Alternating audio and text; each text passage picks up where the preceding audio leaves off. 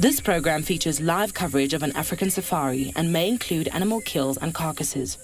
Viewer discretion is advised.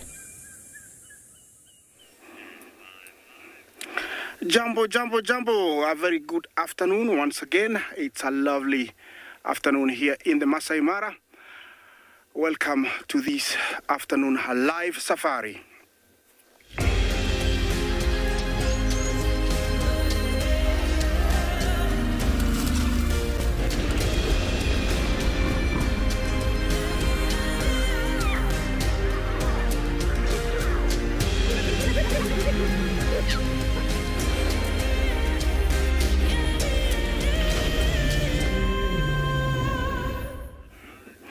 Jumbo, jumbo, and a lovely afternoon. Welcome to your own live safari. This afternoon, we are here in the Masai Mara, and the weather forecast is around 16 degrees centigrade. Remember to talk to us on #WorldEarth. Also, you can send in questions at FC. If you have your kids' question, you can also send them at kidsquestions@WorldEarth TV. And my mission was to find elephants, and here I am. It's a beautiful big herd that is headed towards me. Jumbo everyone, my name is Isaac, and on camera is Bungay. Our mission is to look for elephants and maybe some lions later. This afternoon, the weather is so beautiful, I cannot ask for anything more.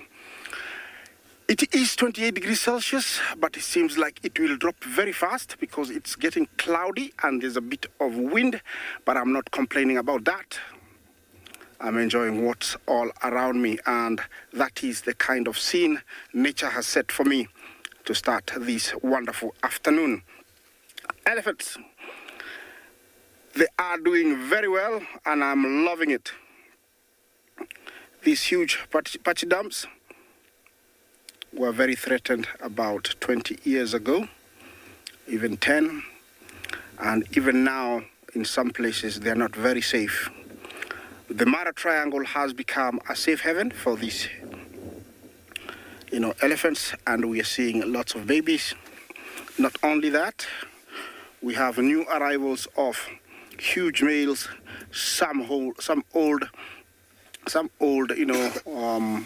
cows that are coming in, which is wonderful, wonderful news.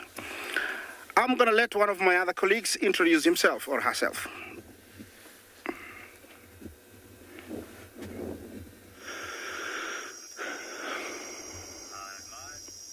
Good afternoon, everyone. It is a beautiful, warm afternoon here in Tswalu Kalahari, much warmer than this morning. And we've come across this beautiful setting. Nice buffalo, beautiful giraffe. There was a little bit of baboons around, but these giraffe got a fright for something, and we don't know what happened. So they took off, and the baboons ran with them. By the way, guys, my name is Moritz. Behind the camera, as always, we've got David. And yeah, just stunning little setting to start the afternoon off with. Proper Duggar boys, these boys that we've got here. And I can see they've been rolling in the mud. We are at a relatively dry waterhole. There's a little bit of water left still in it, but not a lot. So more mud than anything. And you can actually see this boy on the one on the left and the one on the right. The one on the right even more so, how there's still a little bit of wet mud on his boss. It's incredible always to see how they roll all the way up until their spine to try and cover as much as possible so that they can cool down. I think he's rubbed off most of the ones on his body, but the ones on the horns remains. You'll quite often find also that these big boys, they'll go and fight with a tree. That's for a couple of reasons. The one is always just to show their dominance, how strong they are, you know.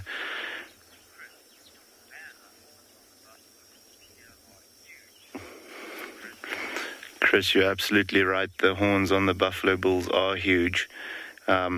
We've got some very good genetics in the park. So horn length and you know, those bosses are always spectacular, no matter which individual you come across. I mean, even that younger one, the second one from the right-hand side,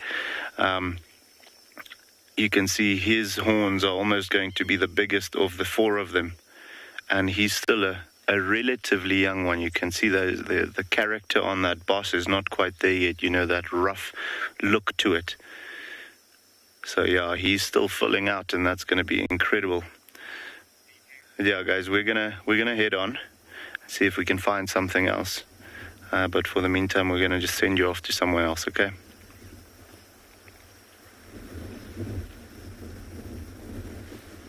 Good afternoon, everyone, and welcome to Djuma Private Game Reserve. I think I have the coolest sighting of them all. I'm going to show you in just a moment. But first, my name is Lauren. I have Niels on camera, and we have a very cool little creature here. Camouflage, very cryptic, so I'm going to use my porcupine pointer to just show you in here. Niels is going to get you fantastic views, and this is a grey tree frog, also known as the foam nest frog. These are the individuals responsible for these meringue, delicious looking meringues that hang off the trees near water bodies. It's these frogs that make them. And believe it or not, when we first came, it was pure white. And it's now gone very, very camouflaged to blend in with the sort of branch that it's sitting on. They can change their colour. And tree frogs in particular have very round pads on their sort of feet and hands. And this is to make life living in the trees a little bit easier. Arboreal life. And amphibians, their word actually means amphi, means two, and bios means life. So it's a two-phase life. And of course, this refers to the metamorphosis that they go through. They start off as aquatic, juvenile, vegetarian tadpoles, and then they turn into adult terrestrial carnivores. Basically, there's such a drastic change, and they are fantastic animals. These particular individuals are actually able to hold on to water. They can absorb water through their skin. Their skin is very permeable, and they're able to, I'm going to use this word very loosely, but sweat out little droplets, because of course they're not sweating like I am right now. Woo! It's very hot today, but they can release little water droplets. And why they do this is on very, very hot days like today, they can cool down using evaporative cooling. And that's exactly how we cool down as humans. When we sweat, which is not very pleasant to think about, we're cooling through evaporative cooling. Exactly the same as when your dog or your cat or Tingana pants. They're also cooling through evaporative cooling in their mouth. So this little foggy's doing the exact same thing when he releases water droplets that he's able to hold on to, because they need to save water but also cool down at the same time. So it's a balance. And frogs also release extremely concentrated uric acid. That's their waste product. Not quite urine, it's uric acid. Very little water in there. Our urine is obviously very watery, but they need to hold on to all their water. So they sort of release an acid. Isn't this just the coolest sighting to start the day? I don't quite know how we spotted it, but we did. Now, little froggy, I'm going to go and try and find a foam nest now for you all so we can connect the dots and actually show you what nest they produce, because it's absolutely fascinating. So we're going to leave this little froggy here and go look for a nest.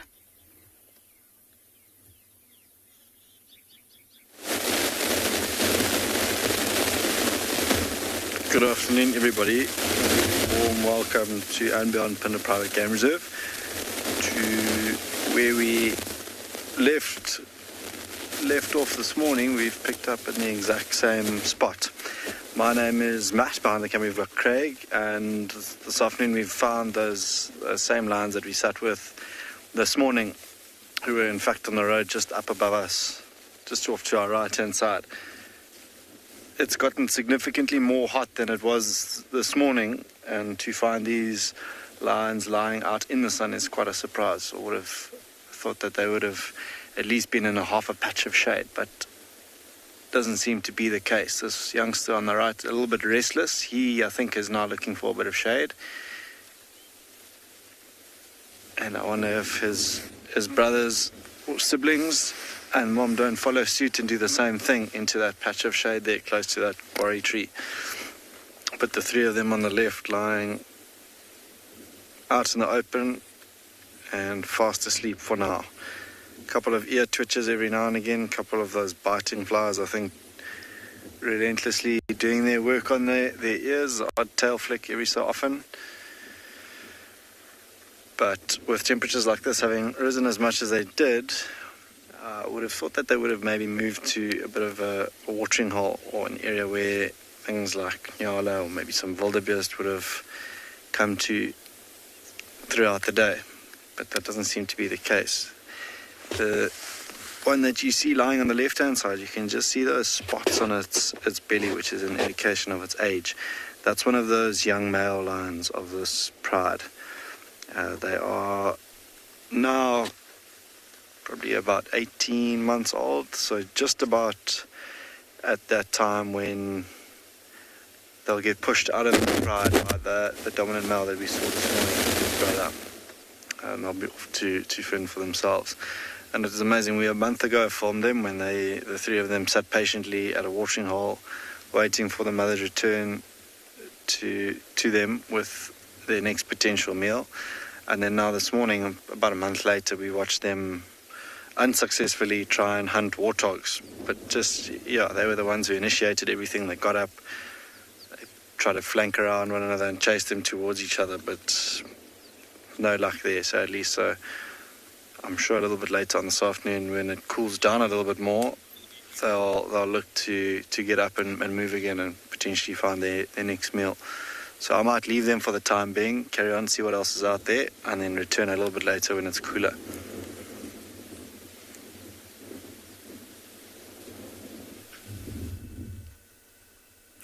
Good afternoon, everyone, and a warm welcome to you in the Masai Mara here. We have a beautiful elephant family just walking out of the forest. My name is Tim, and behind camera we have Big James. Now this is that time of the day when elephants emerge from the forest area and slowly walk past the marshes and then towards the plains. You can see they just from a mud wallow, dusting off and throwing mud on their body. Very beautiful elephant family. So every day we see or witness this activity as they walk from the other side of the forest. And sometimes they also feed in these marshes here where the grass is soft as they head back towards the edge of the escarpment. You can see the little all covered in mud.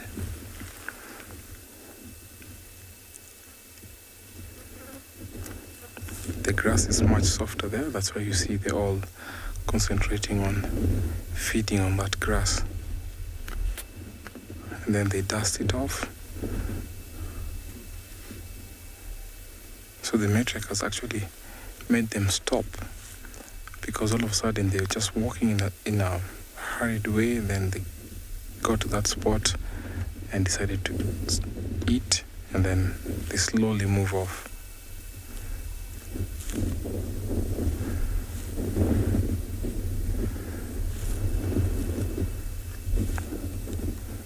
The gentle giant, look at just how they're walking, crossing the road, and the mother has to wait for the little calf to cross, and then they join them.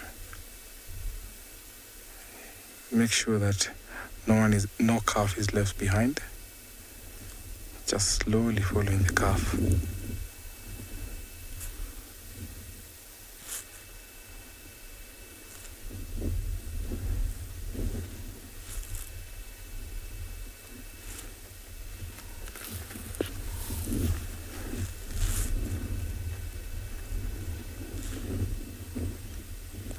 as the days get warmer and we get to experience very dry season now, the grass on the plains is very dry and the water pools have already dried up.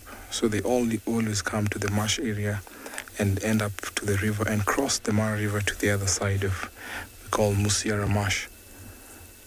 Very, very nice activity.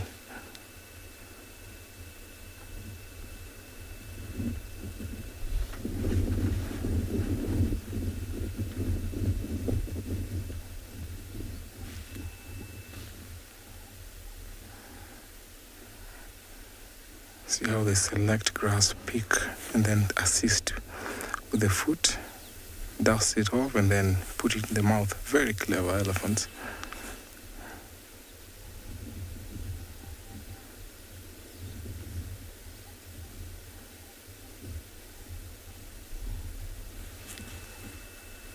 So the youngsters learn from watching the adults how they feed, how they drink, how they plaster themselves with mud.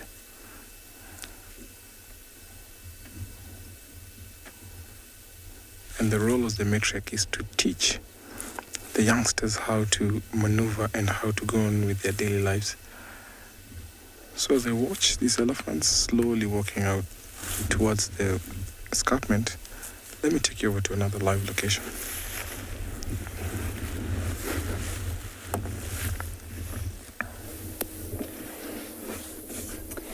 Good afternoon and welcome to Ambion Ngala to all our viewers.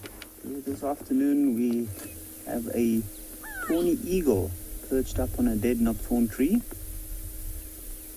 And it looks like it's got a half full crop. I'm not sure.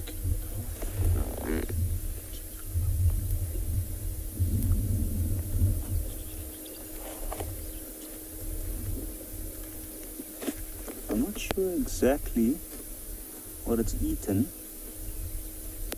These birds often we find that they do scavenge quite a bit. And this is the perfect spot for it to be. Now, myself, I'm Yapi, and behind the camera we've got Owen. And this afternoon we're heading down to the southern parts of the reserve where we're going to be looking for lions. There was a pride of lions found this morning, and we're going to go see if they are still in that area. Now also, it's become quite humid here, and in the back, behind where that eagle is, you can see the sky is quite grey. Now that is what looks to me like a massive storm brewing there. And just off to the right of this tawny eagle, there was a juvenile Batalua, which unfortunately now have flown off. Two interesting birds, especially to see them together.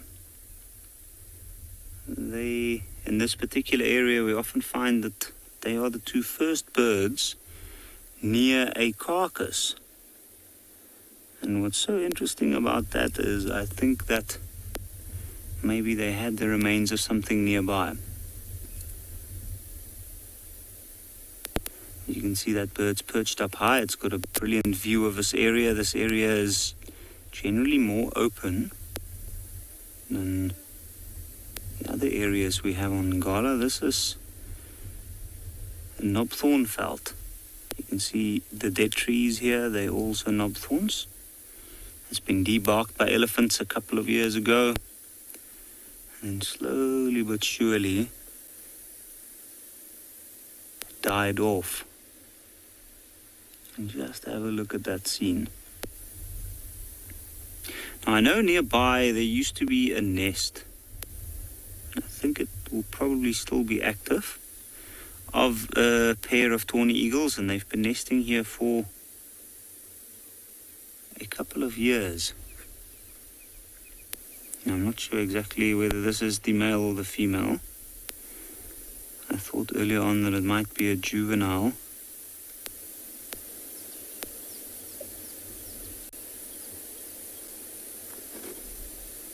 You can see the breeze is picking up. Trees are moving in the back. I thought I also saw a bird down below to the left, but I'm not too sure.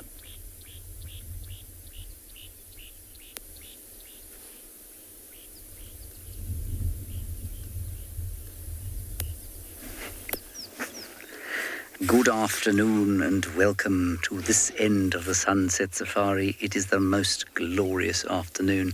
We are sitting beneath the rapidly darkening sky with Tingana, the male leopard, on the verge of his 14th birthday. My name is James Hendry. That is my cheesiest grin. And on camera today we have got the great, the wondrous, the quite woolly Morgan Mulholland.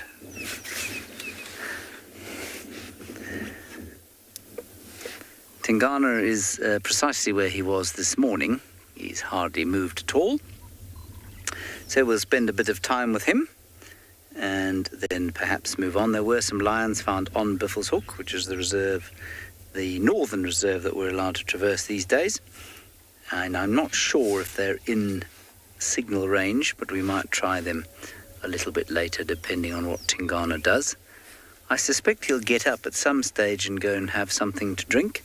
It's been a hot day, and it's cooling down quite nicely now with the burgeoning storm off towards the southwest. And I was chatting yesterday about the wonderful atmosphere of this time of the year, and it's just so charged this afternoon. And we are now into the kind of first of the summer storms where these clouds form in the west, and often they just then dissipate, but you can sometimes hear the thunder rolling and these wonderful banks of rain-pregnant clouds come floating in, and it's just a lovely feeling of expectation. Anyway, that's what we're going to do over here. In the atmosphere as well, the gentle call of the rattling testicular, Cape turtle dove, and not much else. Then Tingana's reaching the potential lifespan of a male leopard. The record-aged male leopard in this area was a male leopard called the Campan male, who lived at Londolozi in his dotage until he was 15, when he disappeared. And Tingana is now nearly 14, and that's pretty old. He's done really well, and he's not only is he pretty old, he's in immaculate condition for a 14-year-old leopard. He's in really good nick for a 14-year-old male leopard. And, you know, what tends to happen with these chaps is that one day something switches in their bodies and they just start to lose condition. And it can happen over the course of a couple of weeks. They'll go from looking good to just looking bedraggled and old and skinny and weak, and eventually then they just disappear. I suspect that's normally because something kills them. But he doesn't look like that at all. He looks in very good nick. His neck is still big and thick. And so, although he definitely can't be as strong as an 8-year-old, his generally considered approach to life, I think, will stand him in good stead as he goes towards the end of his life. And he's obviously one of our most popular characters. He's certainly my favourite leopard. Just because he's old and, you know, everybody roots for the old guy, and we hope that he's going to last a lot longer. And then a female, well, the unofficial record, I don't know how unofficial it is, but the research will tell you that the oldest female in the area was the 3-4 female from Londolozi, who was 18.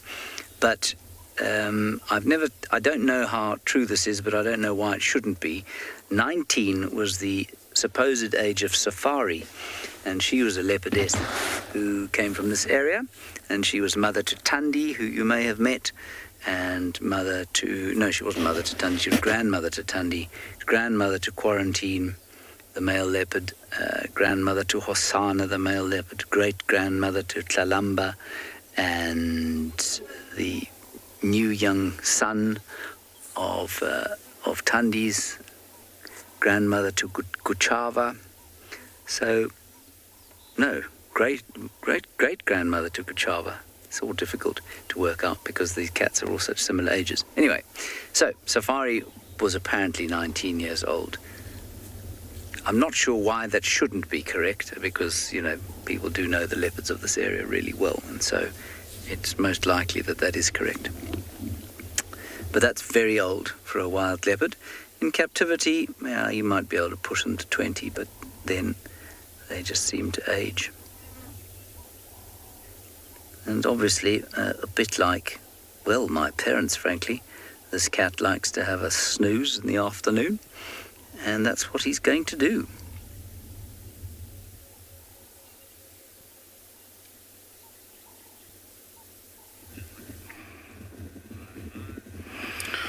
Well, from a leopard to another sporty one, the Maasai giraffe, also known as the Kilimanjaro giraffe. Maasai can be spelled both ways, with a single A, M-A-S-A-I, or with a double A, M-A-A-S-A-I. It is the same thing. It is found in East Africa all the way to Tanzania. It is one endangered species, the Maasai giraffe, and of all the about 7 types of giraffes found in Africa, it is the most threatened and endangered. Population of this beautiful tall one, the giraffe, stands at around 35,000 only, so they are very endangered. This bull has been standing there for over 45 minutes, and he seems to enjoy this spot because it is wide open and he can see far and wide, so it's easy for him to be relaxed the way he is. He looks quite old to me. The head, does get quite pale and also wrinkly as the edge. Yeah, did you see that freaky tongue? Yeah, cleaning the nose.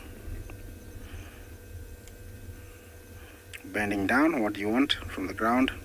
And each.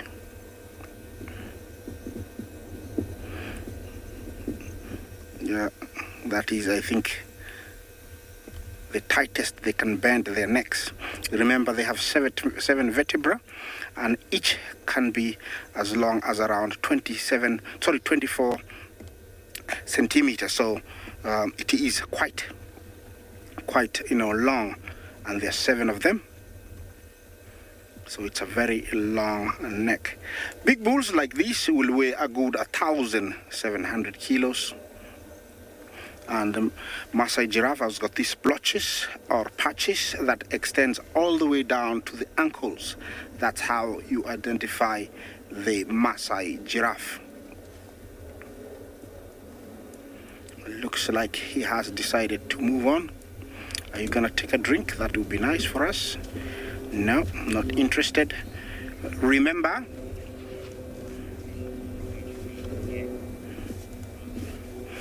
Rosaline, how old do giraffes get? In the wild, about 25. In captivity, I would assume being looked after and be having an easy life where they're protected from all the stress, like hyenas, lions, and leopards, and also food available in different varieties. I would say they would live longer, up to maybe 30 years. But here in captivity, situation and survival is very tough, and so they live for about 25 years. These huge and tall animals can defend themselves by kicking, and they have a very, very strong kick, able to kill a lion or even break its jaw. So they are very dangerous to approach for any predator. They have to be very, very careful. Looks like we have a few more here. Interesting, I didn't see them come. But this is a very beautiful area where they love because there is water and plenty of browse. Remember, they don't necessarily have to drink, but when there is water, they will take advantage of it. One thing about them drinking, it makes them very vulnerable. Bending down, it's not an easy task because they have to splay their necks because they have a very long neck, and it can't reach down. They're too tall at the top, but to reach down, they're very short. So it is very, very dangerous, and it has been said that they can go for up to 7 years without having a drink. They get all the moisture from leaves that they eat, and also little shrubbies. They will get moisture from that, and they fully utilize that so that they can go for a very long time without drinking. If you see giraffe droppings, they are very well utilized and very, very fine. This girl here, it looks like she's looking for a place to drink. I'm gonna wait for her to see what she's doing. Let's find out what's happening somewhere else.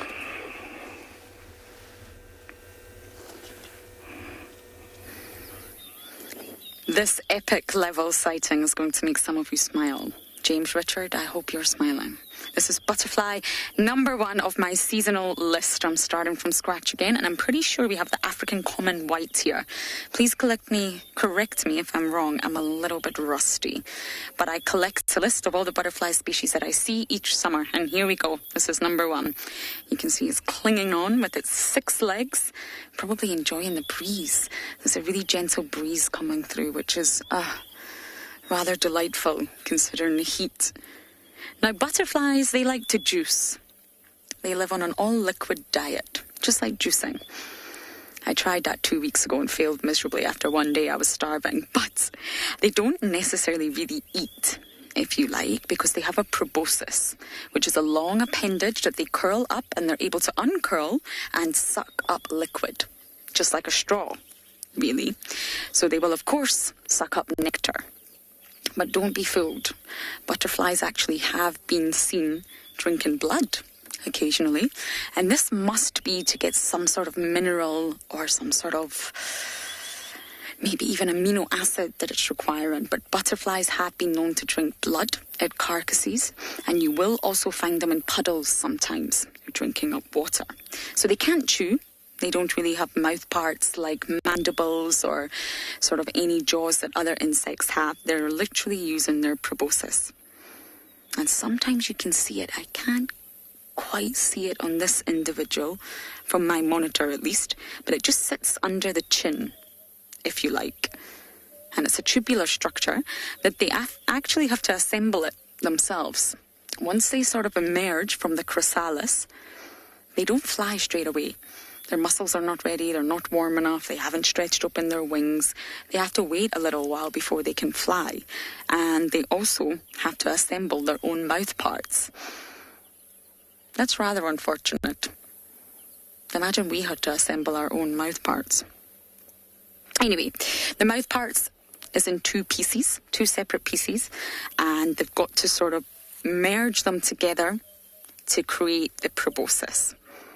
So it's 2 separate tubes. When they first emerge, they create the proboscis, and then they can start drinking.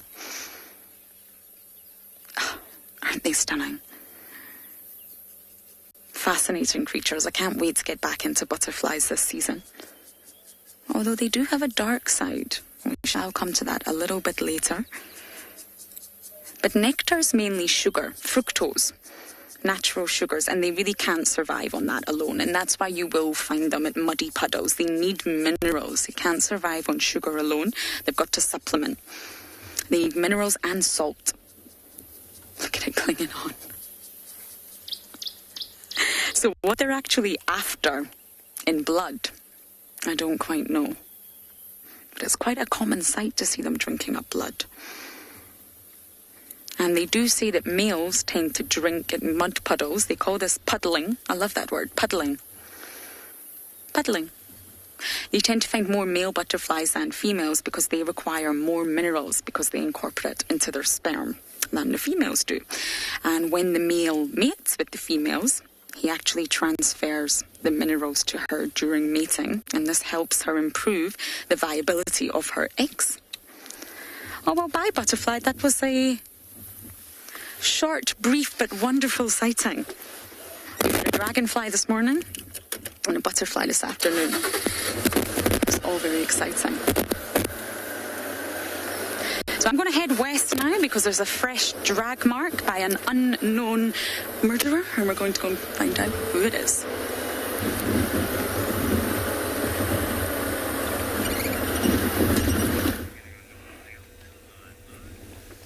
Well, I have a lot of animals.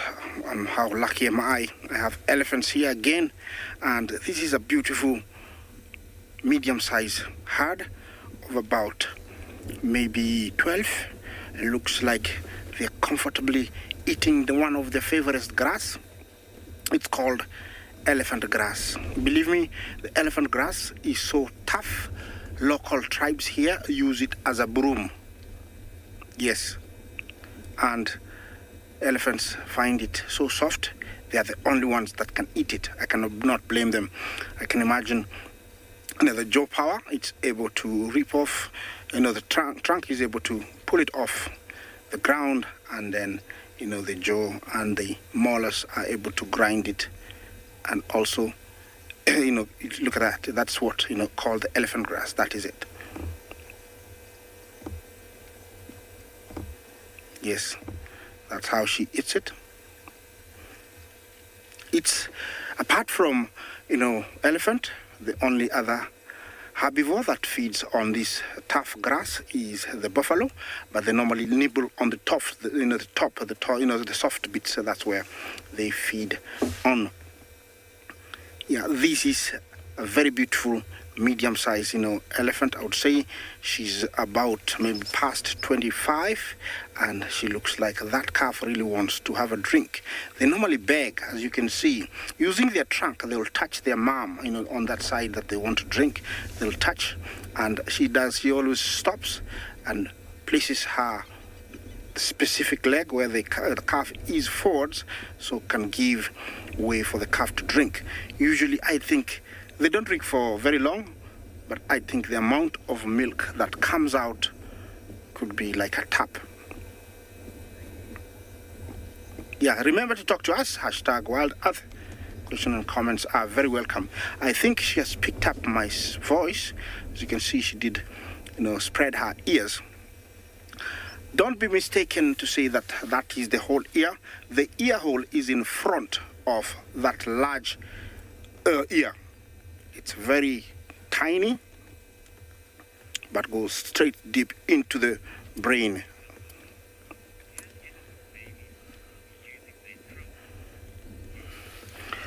Cucumber. Can elephant baby suckle using their trunk? No. The trunk comes in other uses, like water, drinking water. They will suck using the trunk and then feed the mouth. The reason is, it's too far down, too far up, so they have to use the trunk. Also, they use it for other purposes, like digging for, ripping off grass and reeds and creepers. So they cannot. Cucumber, they cannot drink with the trunk. But believe me, that is a very useful tool. Without one, an elephant would not make it. It is so sophisticated. It's got so many muscles. It is believed that it's got more than 60,000 muscles, and it's able to pick up a peanut. At the tip, looks like it's got 2 fingers. And those fingers are the ones that pick up everything.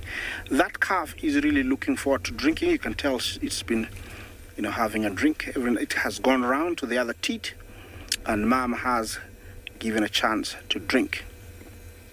Right now, the young guy is supplementing, eating with the milk, which makes him a very strong young lad. It looks like it's a male.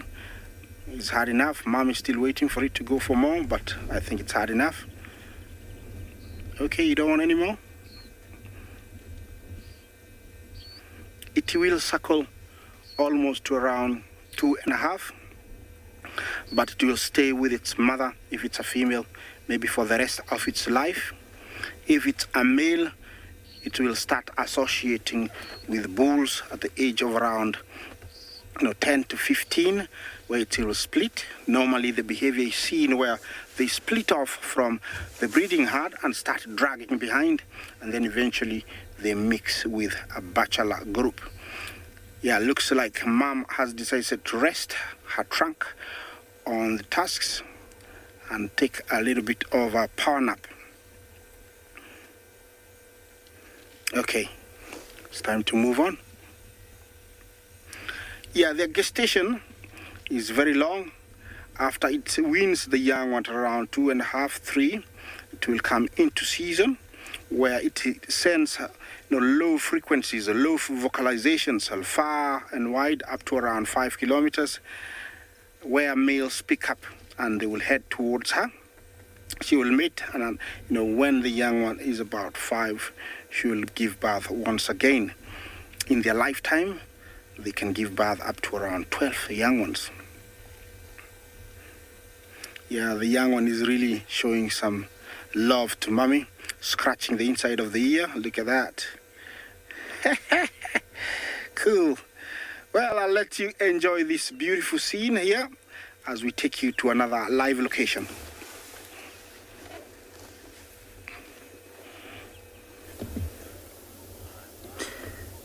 The old boy has decided to lift his head and show us an enormously fat tick just underneath his right ear, on his neck. Gorgeous. It's just there to the right of the grass stalk, you can see. Big, blistery, fat tick. He's been lying flat completely since last you saw him. So I'll sit with him a little bit longer and see what he does, but then I think we may go down towards the south of Djuma, because rumour has it that Sibuyi and her 2 little ones have arrived.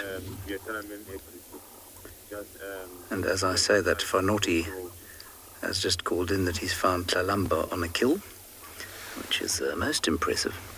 So I think Lauren will probably go there. Leopards galore, this part of the world.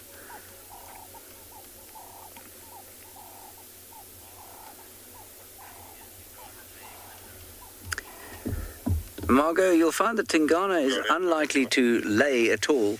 This is something normally that birds do. He is lying, however, underneath a... That's incredibly patronizing and cynical. I do apologize. I know that in the States we use the term laying interchangeably with lying. Anyway, he's lying underneath a combretum. It looks like a combretum apiculatum, which is the most common tree we get here. I say that, but the leaves are quite big, but because they're new leaves, they often are quite big. I think it's a combretum apiculatum or red bush willow. I remember I used to use the 2 words interchangeably until a viewer got hold of me and said, that lion does not lay eggs, it was lying on the road. I had to acknowledge it. That was correct.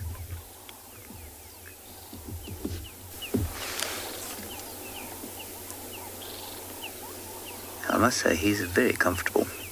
It's nice and shady there.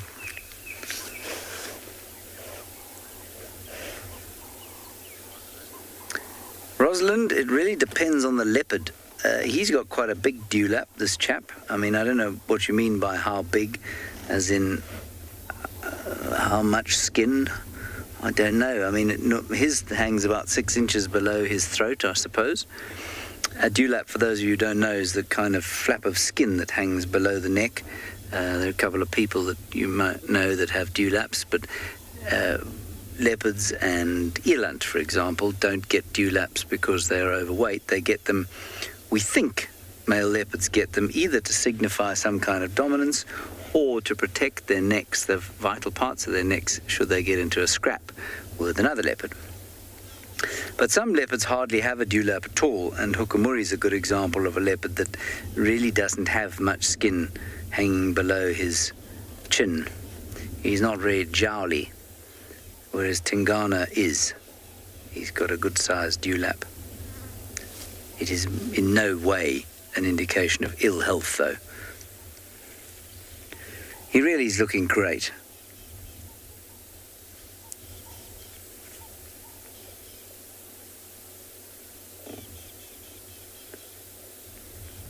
And such a nice, quiet, peaceful peaceful afternoon here.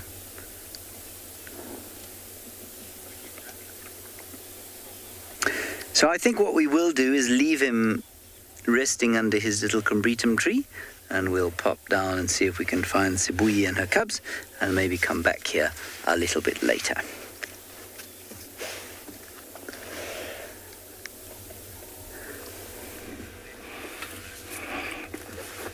Well, always nice to see leopard, but back to my elephant.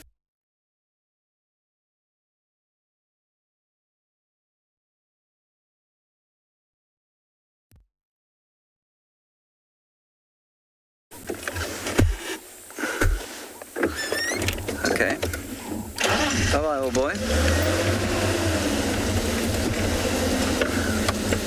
Oh, we'll stay here for a while then. Sorry about that. I think the Masai Mara disappeared on you. We'll do another segi here with Tingana the male leopard. That was a very sudden return to Tingana. There's probably a storm brewing over in East Africa. Also a lovely time of the year there, just as the migration sort of, I wouldn't say dies off, but as it heads south. It's almost like that wonderful landscape breathes a sigh of relief in the same way that a holiday town breathes a sigh of relief when the tourists all leave, although it misses them and welcomes them back. It's a bit of a rest time afterwards. Maybe nobody else gets that feeling. It might just be me. It might just be that I'm a bit weird.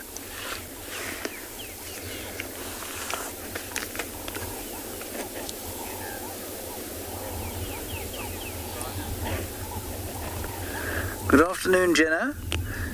Tingana's spot pattern is 5-5. Now, he's lying in such a way that it is impossible for me to show you what that means, or to show those of you who don't know what a spot pattern is what that means. But for those who don't know, there's a unique arrangement of spots above the whiskers, and it's a good way of identifying leopards. Not the only way, but it's a way of doing it. And he's got 5 on each side, so he's a 5-5 male leopard. And I'm afraid it's impossible for me to explain further without either him lifting his face and showing you, or my drawing for you, and I don't have a pen and paper to hand, I'm afraid.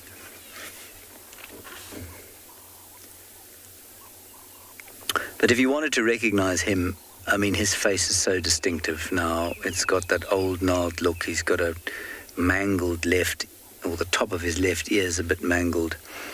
Another good way of identifying leopards is the necklace, sort of under the throat.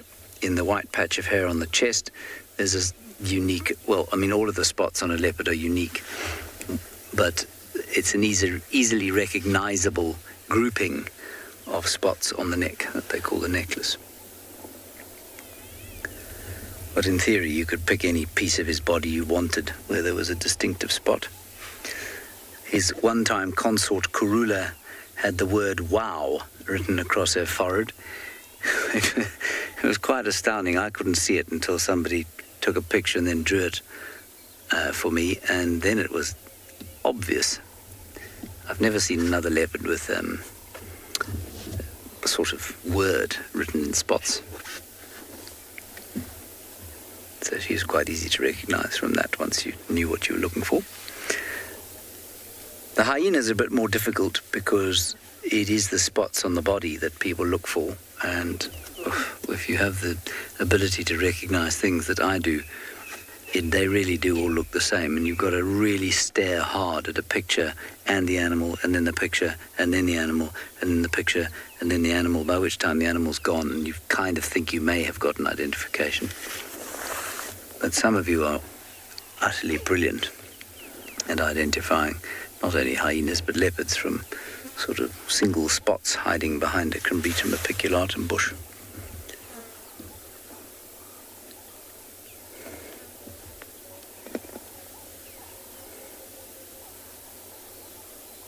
The lovely sounds that you can hear maybe are that of the grasshoppers and I'm not sure what species it is, maybe a rain locust going in the background. Lovely summery sounds.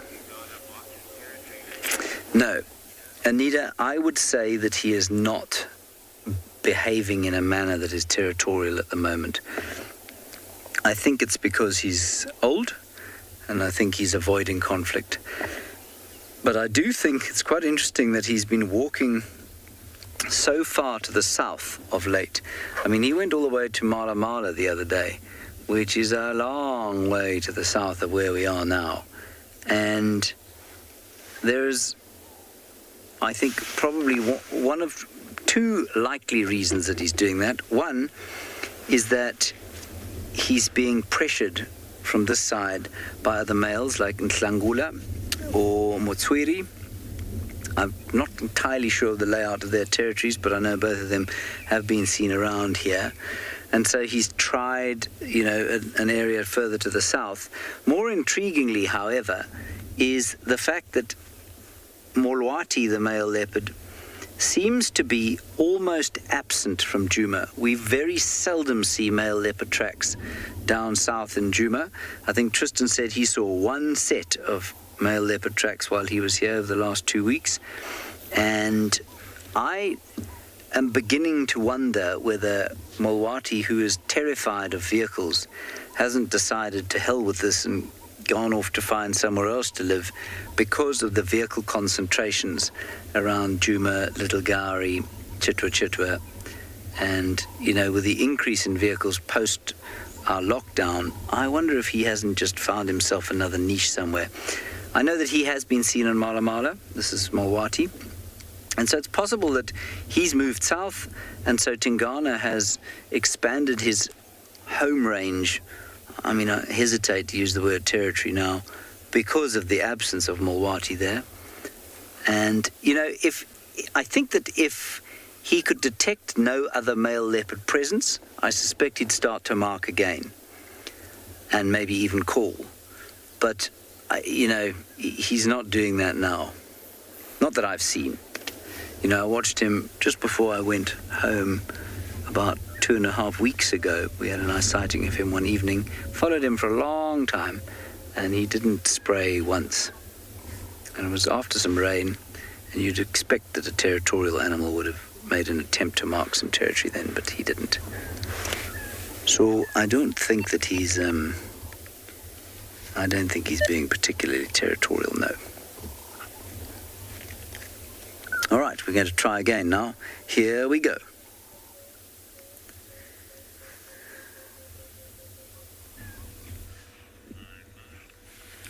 Well, I'm still at my spot, and apart from elephants, I do have water birds here, and I have 2 of them, which are just about to come live, courtesy of Bungay. They're there. What are they? We have, looks like a 3-banded plover or lapwing. This is their habitat. They love beaches. They're always running along waters, permanent waters, and they feed on small invertebrates.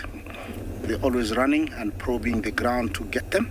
Insects, worms, and crustaceans. That's what they feed on. 3-banded plover. It's a cutie little one. Looks like there is another one there. What is that? What is this one to the left here, Bungay? It's preening itself, cleaning. Looks like it wants to look beautiful. What is it? Looks like a common sandpiper. Another one that you find along the water edges, oceans, rivers and lakes. They feed on the same stuff, small invertebrates, and it looks like this one here has found a small nice spot where it is resting. Well, it's always nice to see birds. Who has come in? Oh, yeah, another one. We've got the hammercop, also called the hammerhead. We call it the hammercop here, and you can tell why. Its head resembles, a hammer. And the same thing, they feed on invertebrates in water, including fishes and small reptiles. It's a relative of the herons and looks like it has come for a cleanup. Look at that, it's swimming. Yeah, it has come for a cleanup. This is a bird that you always find where there is water in East Africa all the way to Southern Africa, and for its size, it's one bird that still, amazes me because of its nest. It builds a massive nest. It can be almost, a meter and a half, 4 feet square, and it is so big. We sometimes make joke and say, it's got multiple rooms inside, and the nest usually is made up of everything from bones, sticks, feathers, clothes if it can find, and it is very big. Look at that. Yeah, hammock up, bath. Just, that is, wonderful. And the elephants are coming.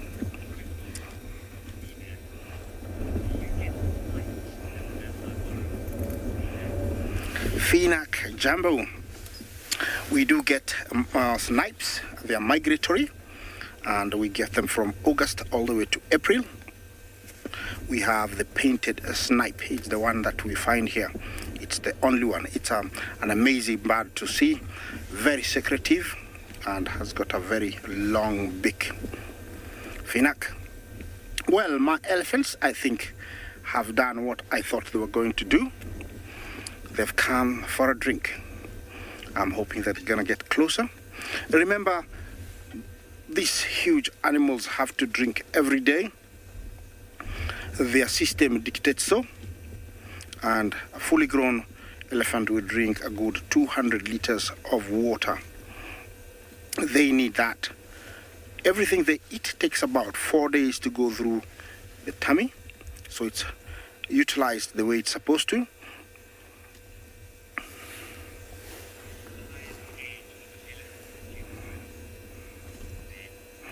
Highest age that I've heard of, I think it was around 65.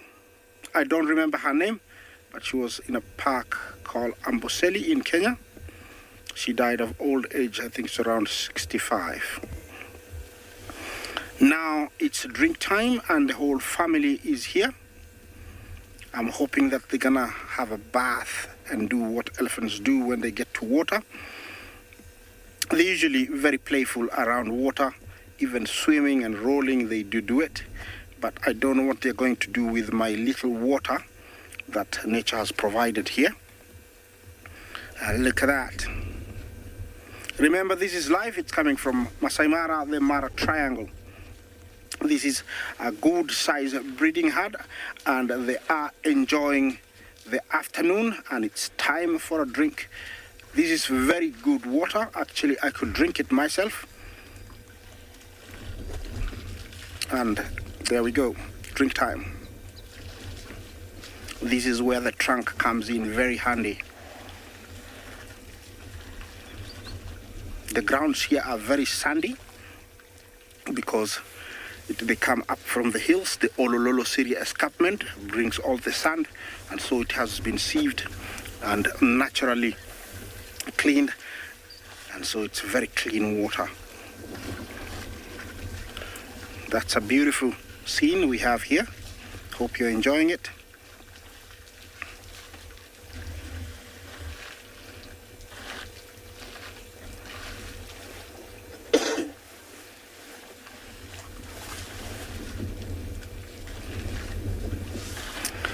Using the trunk, a fully grown elephant will suck about 20 liters of water every time. So it needs to do that about 20 times to fill up the 200 liters. Even the little guy there is trying to drink.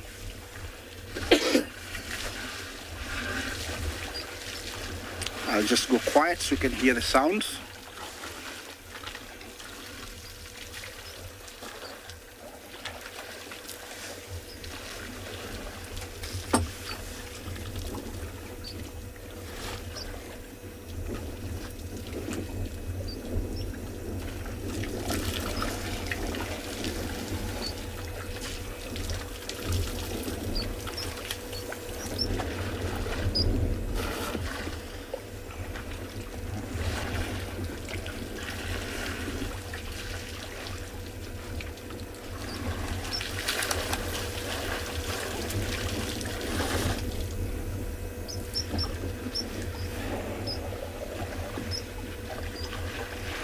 Well, guys, this is just amazing. It's a wonderful sight to see a beautiful, breeding herd of elephants drink in front of you.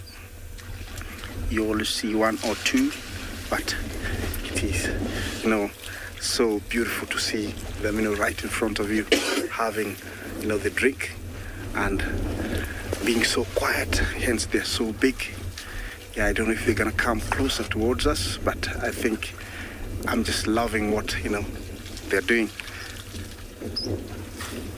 Over here, the matriarch, she's off to the right. We might not be able to share her with you. I think that's her over there. And I don't know if she's gonna tell them to come across me and head towards her. I don't know. But she's very, away from the rest. Well, she's not worried at all. I think the other older females off to the left here are pulling the strings at the moment. Remember, elephants, it's a matriarchal society, and the female usually is the one that leads the herd. But her sisters also assist in making sure that everything runs well. They knew that this water was here all along, and it was just a matter of time for them to arrive here, and they have arrived.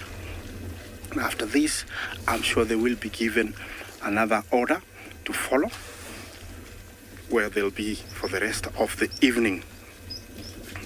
They're always constantly on the move because, can you imagine these guys here? They would go eat a good maybe 4 tons of food every day. Being about 10 elephants, each 250 kilos, they can eat a good maybe 4 or 5 tons of food every day. That is a lot. So if they stayed in one spot, they would actually overgraze the area and even raise havoc by breaking all the trees. So moving is very essential. Well, I'm gonna stick here a little bit more. Let's take you to another live location.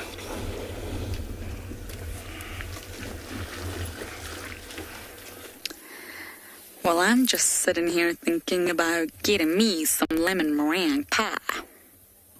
I don't know why I said it like that, but there's a giant meringue hanging off this tree here.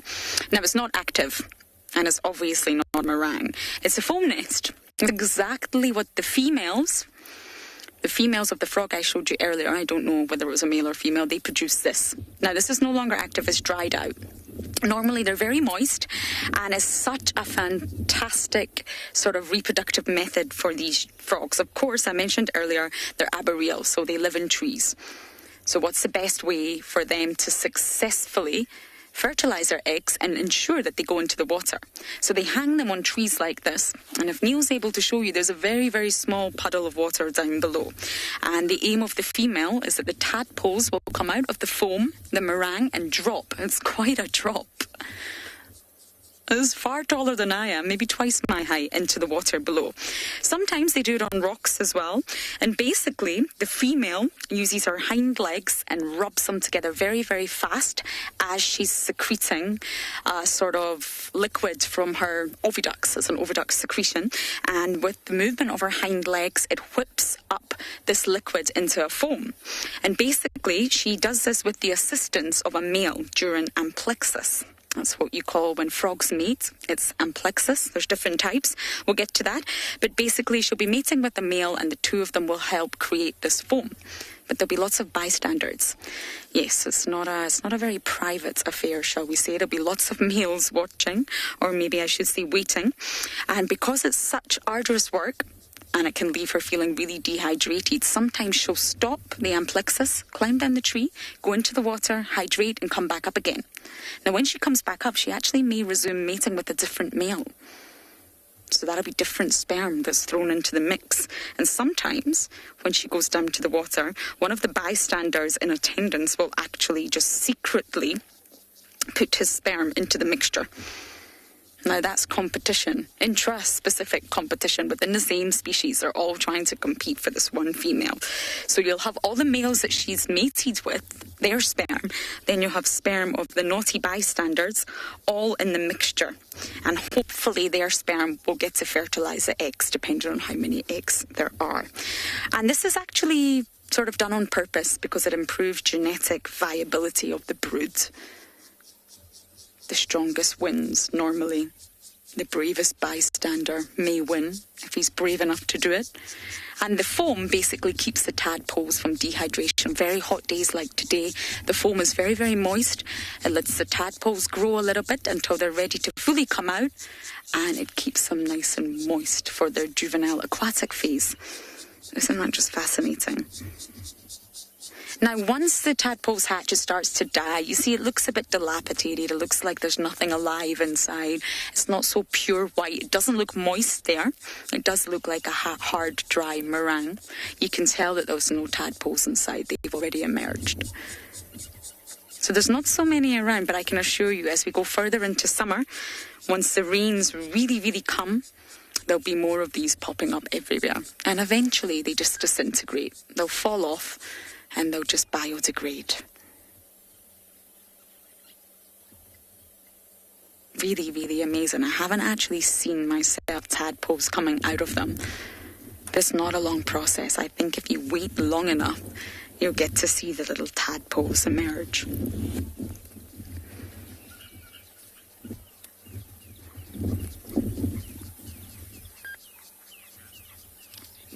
So I believe Miss Kalamba is somewhere in the area, so I'm going to head back to near our camp and see if we can try and find her.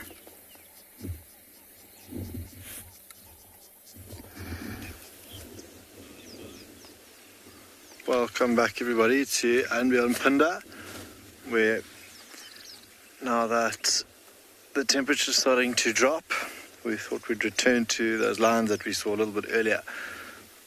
But that temperature hasn't quite dropped enough for them to move just yet. We shifted around to the other side and we found that big male lion that we saw earlier.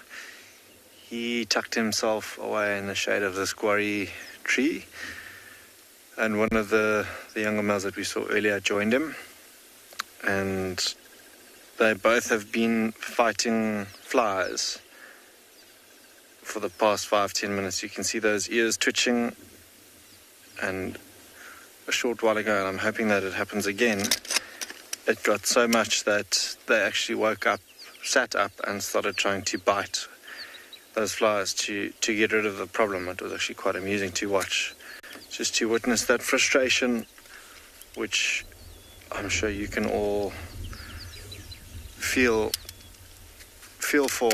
I mean, we've all been in that situation before, where we're trying to fight flies that are persistent as ever, with just no luck. And these two also, I think, fighting the same battle this afternoon. And that's why in places, and every so often we see that here, or that behavior here, where they'll actually climb trees, they'll climb marula trees out in this area particularly to get away from those flies. That can be ever so irritating. But a little bit of a breeze blowing, you can see the movement in the grass in your picture. A little bit of a breeze, there's some clouds that are obscuring the sun, or the heat of the sun this afternoon for now, which is quite a welcome relief for us. There you see that male lion now twitching as much as he is, getting really, really irritated with those flies. But maybe only later will we see a little bit more movement from these lions. There's a Birchall's cuckoo calling behind us. But now, from the other angle, I'd like to show you these two here in front of us, who we saw earlier lying in front. The mom is the one with quite a bad scar, who Craig will show you shortly. But have a look at that white of underneath the jaw, how much that sticks out. Again, just a lot of busy ears this afternoon, but that white underneath, and you can see a couple of those flies that have landed there now, are causing these lions to be a little bit more restless than normal. And I wonder if we won't see either of them wake up. It's quite tricky here, because both sides of us are fighting these flies. It's just a matter of time which one picks their head up first to try and bite them and get rid of them. Yeah, I'm not sure if you heard that Birchall's cuckoo again, that call behind us. Lovely liquid call. And then that other one that's a little bit more harsh is the rattling cisticola that come hello high water, if it's windy, if it's raining, is always very, very chirpy, and you can hear it zitting away in the background. Rattling away in the background.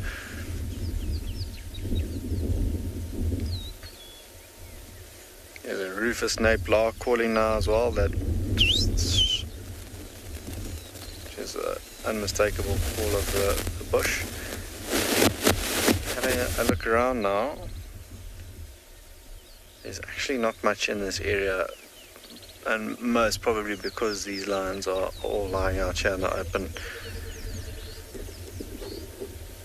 But they all would have disappeared now, and maybe things like buffalo, warthog and rhino all in a bit of a mud wallow where it's a little bit cooler for them, caking themselves in mud, which is actually not a bad idea for us to go and visit. Is one of the watering holes close by. But because we've had so much rain, there are all those little pockets of water that have accumulated in the bush. So I'm sure there's spots in a little bit more shade now that are not out in the open where they will go rest. Have a look at the size of that paw now. It's resting. It looks like that lion is going to wake up with a bit of a stiff neck the way it's lying. There's a third.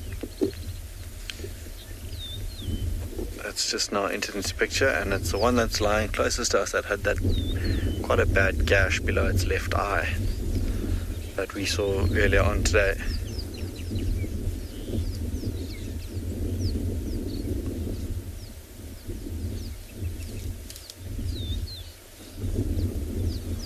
A little bit more of a shuffle. You saw that one closest to us now open its eye and then go back to sleep again. And I think just looking at the clouds, it will be in for a treat of a sunset a little bit later on, so hopefully we get to see that. But out here where these lions are lying, they've got a lovely 360-degree view of the plains. And now just looking through the binoculars, herd of wildebeest off in the distance. So a little bit later, if they set off in the right direction, things could change here.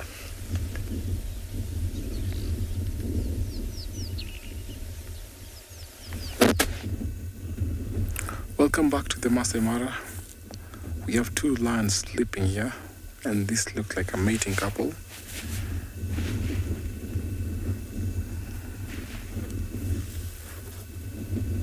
So this guy has been here since about 4 days ago. Something spooked him. His name is Kibogoyo. He's from the Bilashaka males. So he is in a coalition of about 5 males. And they came in here, and I think because they've come in, there's going to be trouble for single male like Olulashe and the youngster that always patrol within these 3 territories that always go to. So this lioness might be from the River Pride, and we saw them mating this morning. And because it was too hot, now at least it's cloudy, it's a little bit overcast, so at least it's cooler for these lions to enjoy. So I'm sure if she wakes up, as we saw this morning, she was the one who was initiating the mate. So we just have to wait patiently to see if it's going to happen soon. Normally, when they start mating, it happens every 15 minutes. And this morning, they were super active. We actually had to count. And after every 15 minutes, they were mating.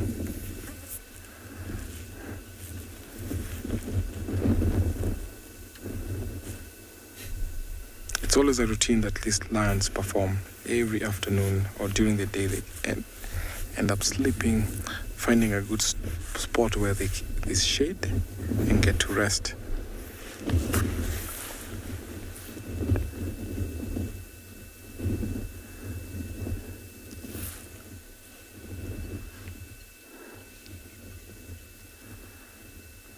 can see the beautiful Ololo escarpment.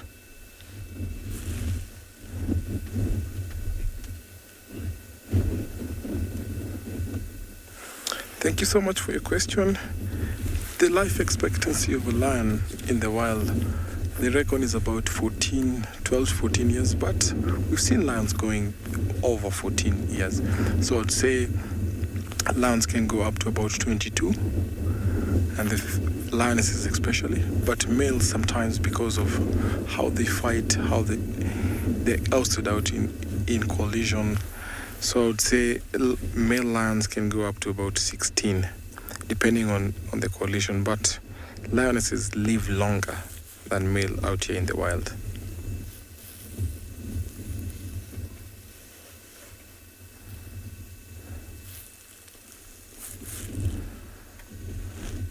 The stronger the number, the stronger the collision, the longer they get to live. We have a collision of lions called the musketeers, where Scarface is almost 13.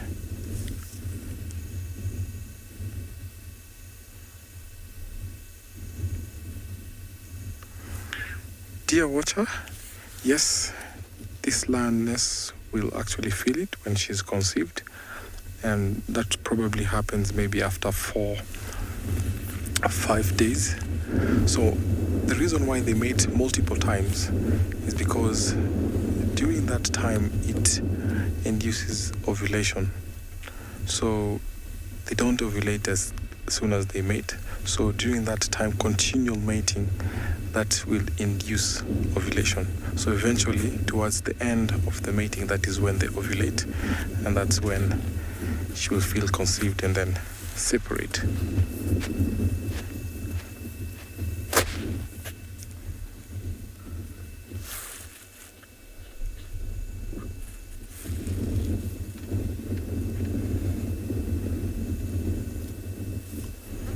It's a very good time because there's lots of breeze passing through, so these lions are actually enjoying.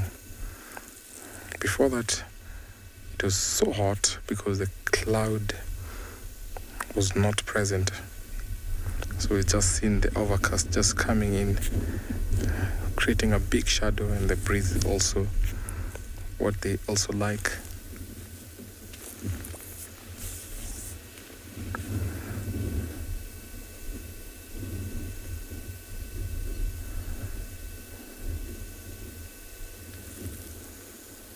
If you're not for this male, then Olalashe would have come to this territory, because I saw him walking through the Lolo Pride area, the Owino Pride, and the Mugoro. So this area is always inhabited by the Mugoro lionesses. So she might be from the Mugoro, but I haven't looked at her very well, or maybe from the River Pride, because sometimes the River Pride lionesses overlap and come all the way to this side.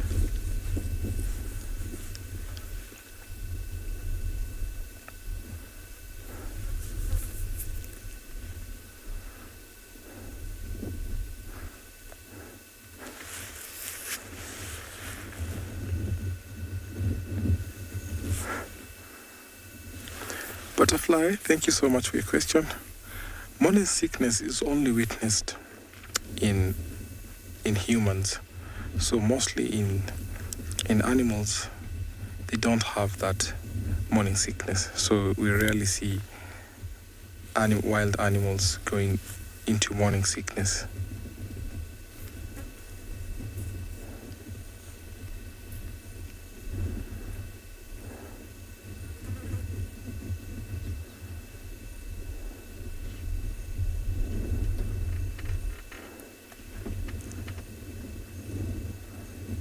During the mating time, you find lionesses will split from the pride. They walk out of the pride and isolate themselves to go and mate. And after they conceive, they will always go back and join the pride. So after about a period of about 3 months, 3.5 months, they again split up, separate themselves, pick a very suitable spot where they go and give birth. And then they'll stay isolated for about 6 to 7 weeks. And after that is when they introduce the cubs to the rest of the pride members. So only twice during this time that they separate or split up from the pride is when they're mating and when they have cubs.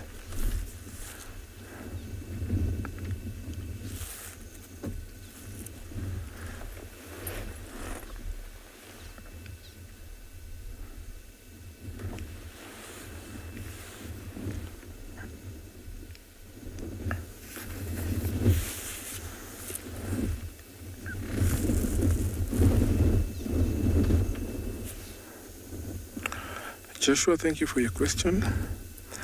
I'll put him to be about 7-8 years old, and the lioness should be about 4.5. You can tell by looking at the size of the mane, by looking at the color of the nose, and sometimes also the teeth.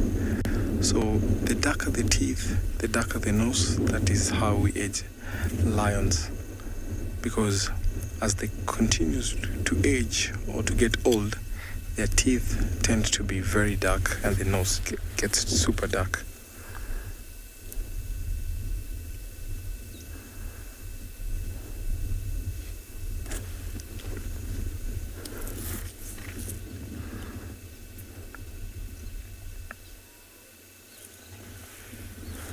Since these two are just sleeping and enjoying, we're going to take you over to another live location.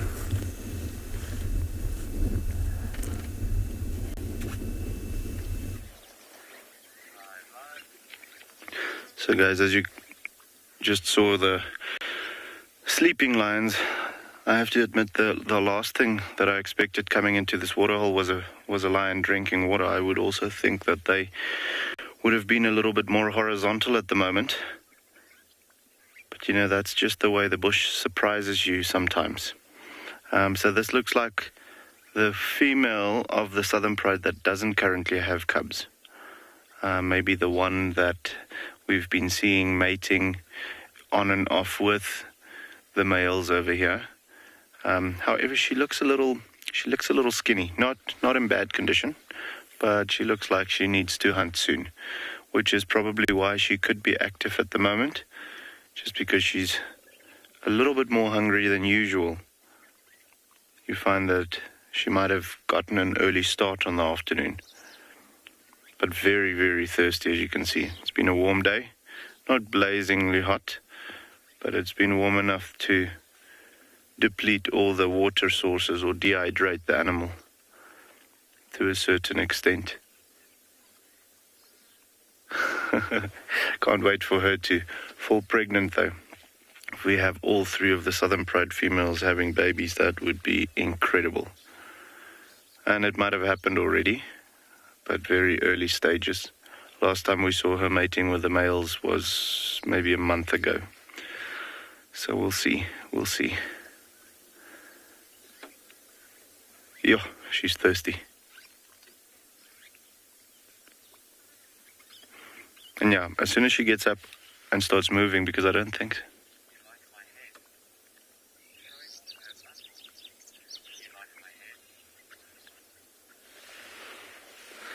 So yeah, you're absolutely right. You like my head.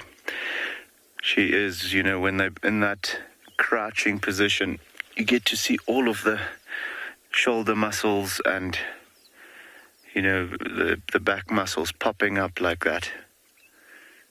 So absolutely. But yeah, guys, when she gets up, maybe we'll get a nice surprise. Maybe she leads us back to other members of the pride, or I don't think cubs, but it's possible that if she is with the other females and the cubs are with them, that we might get to see them as well.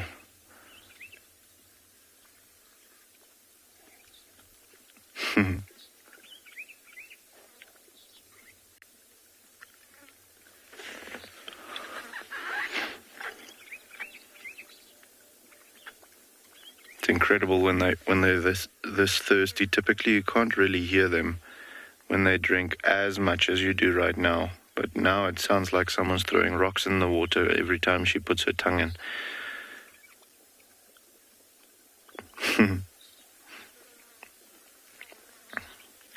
could have also been a case of her being active until now. You know, maybe she was busy stalking some animals, and, you know, when it comes to patients, you'll find that they can sometimes lie in the same spot waiting for those animals to come closer or to come or get into the right position for them to charge for sometimes, if needed, up to 3 hours. So possibly started stalking them late morning and then just took too long. And with her being out in the open then like that, it could be why she's so thirsty at the moment.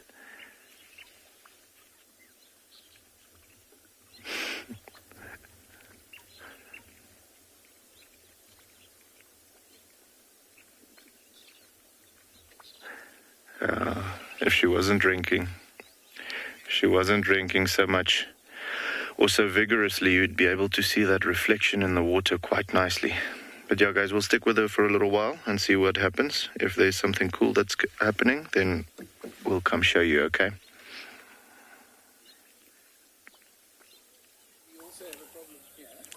The murderer that I was referring to earlier has been identified as Miss Princess Kalahari, responsible for the drag mark that was called in. I don't quite know where the carcass is. The story, I believe, is that she left it. Now, she does not look remotely comfortable. She's panting, it's hot, evaporative cooling, just like what I was saying earlier. But I don't quite know where that carcass is. I will find out. She's not having a great time. She also lost a carcass last night to her father.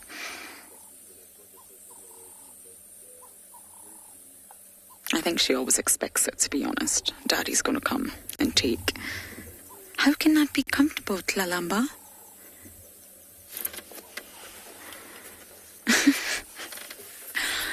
Look at that little leg just hanging there. She's got her bottom quite safely perched, I guess. Sometimes the positions that these leopards get themselves into is highly entertaining.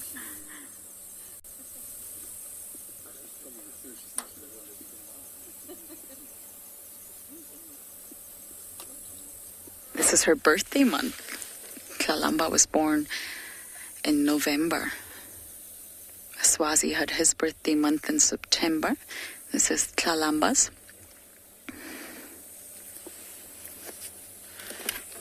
And I believe she's going to be 3. She was born in 2017.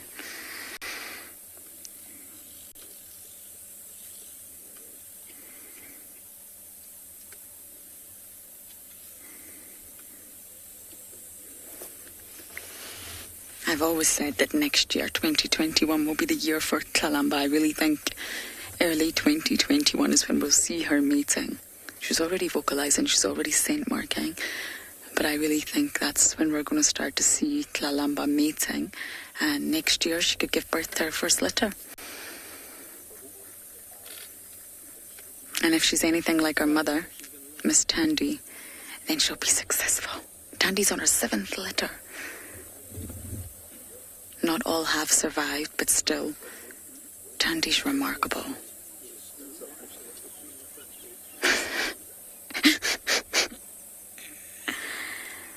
Kalahari, I mean, I do feel you could have done a little bit better job of this. I wonder if something chased her.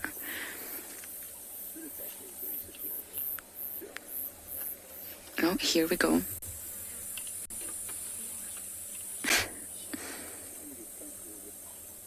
Look at that bulging tummy. She must have eaten some of it.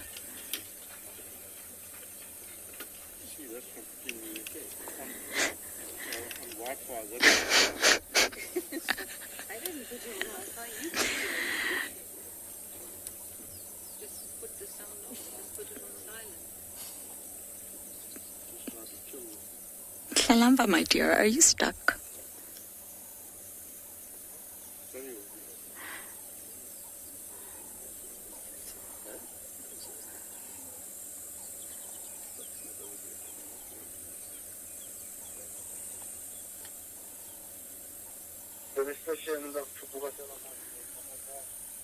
She's definitely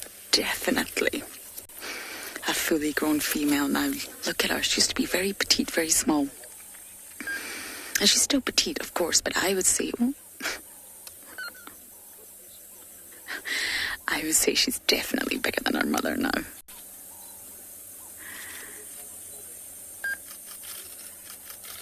Hello, beautiful.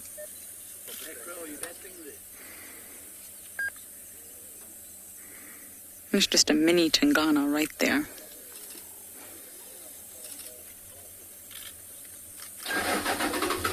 Tingana's our father, confirmed by DNA. And I don't think you really need DNA.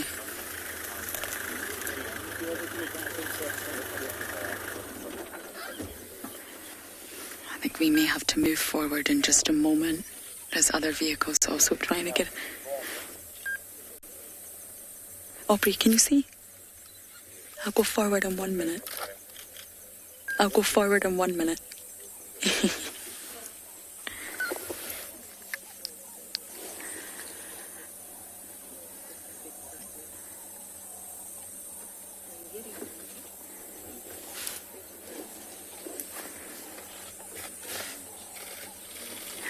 Oh, Niels, are you ready?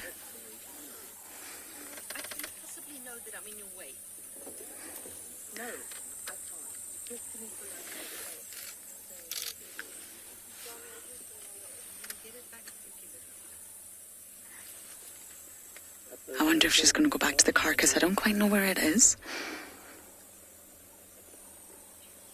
I'm on 2000.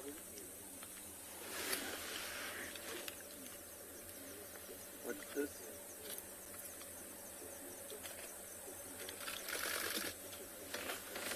Okay, here she goes, girl. Now, this is a very, very thick block, everyone. So if she does decide to keep strolling, this is not going to be easy for us. And unfortunately, we cannot move right now. We have a vehicle behind us, so we're a little bit stuck in. But hopefully she doesn't make it too difficult for us and we're going to be able to follow her.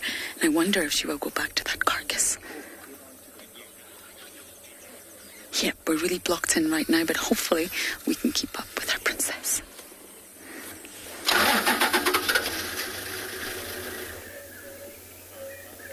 Here we have come to the nest of our little owl friends, and we've been watching the little baby, which is underneath its mother's breast there, and I think must be cooking quietly. Maybe the fact that her wings are out means that she's almost resting her weight on those, and there's actually a bit of airflow underneath there. But gosh, Morgan and I were just saying how very hot it must be underneath there.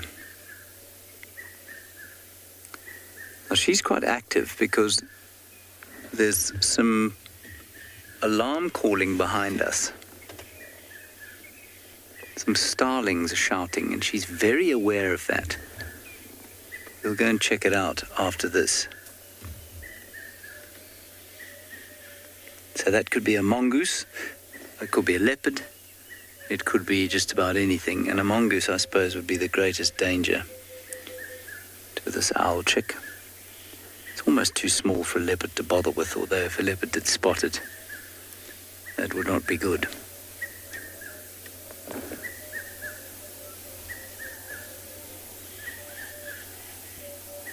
She's hyper aware right now.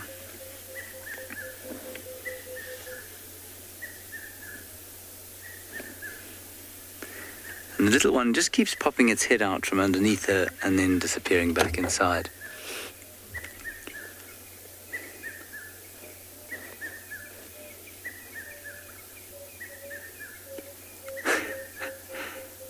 She must be taking some of her weight on those wings, because otherwise I guess the little thing would be crushed. It's so minute in comparison with her.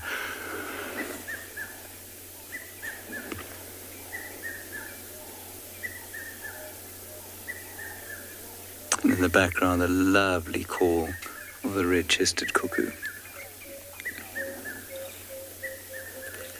Leonard, I really couldn't tell you how old this owl is. I know that it's older than 2, but further than that I couldn't tell you. You can't tell otherwise. They look exactly the same until the day they pop their clogs. So the adult plumage, I think they've got after about 4 or 5 months.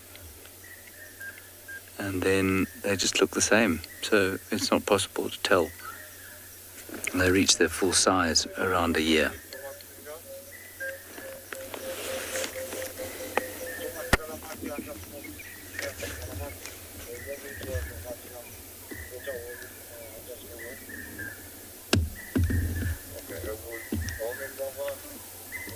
Come on.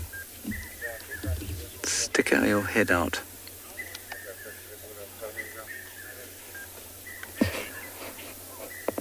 Jaden, it reaches independence around about 3 or 4 months, but full adulthood, in other words, when it's able to breed for the first time, probably about potentially as early as a year, but much more likely around 2 years.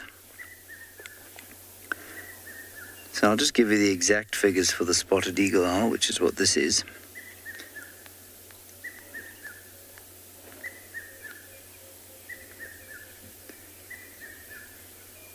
So they only spend sort of 2 months near the nest after they've fledged, and they fledge after 42 days or so, which is just over kind of a month. So call it a month and a half, 6 weeks. Yeah, so they'll leave the nest and go and live on their own between 3 and 4 months, and then I suspect they're probably able to breed from about a year, but possibly only 2 years.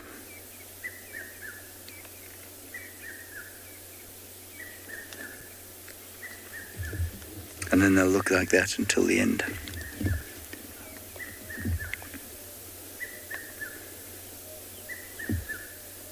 Oh, it's the most quintessentially owl-like face, that, isn't it? Classic.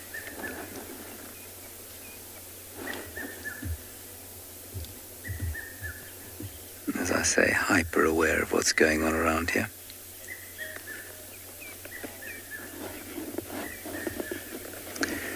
That's a good question, Cindy. I think the owl probably feeds the baby regurgitated food. In fact, I'm nigh on certain that that's what happens.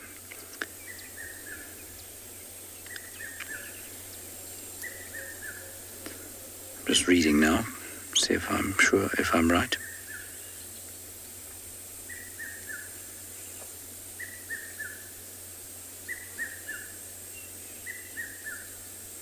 Yeah, so she'll regurgitate food for them. By 14 days, the feathers emerge through the second pair, blah, blah, blah, and by 21 days, they'll feed it whole food. So, I don't know if you know this about owls, but they swallow most owls, they swallow their prey whole. And so little rodents and things will be ingested whole. And so from 21 days, the little chick will ingest whole food. So I think until then, it must be regurgitated food.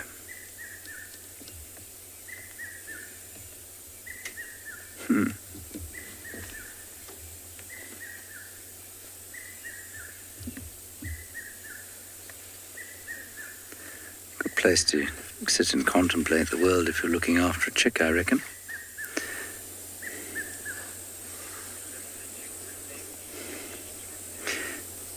No, Pat, she wouldn't be able to lift the chick to safety if she needed to. She wouldn't try. She would, I'm afraid, abandon it and try again, hoping that it was sufficiently camouflaged or well hidden to stay out of harm's way. So no, she couldn't lift it to safety. And, I mean, I'm astounded that they choose to breed like they do on the ground. They will sometimes breed in a tree, but only if there's a suitable hollow. They don't build a nest like many other owls do, or go into a hole like the pearl-spotted owl does, or the barred owl. They choose this rather, I think, odd method of homemaking.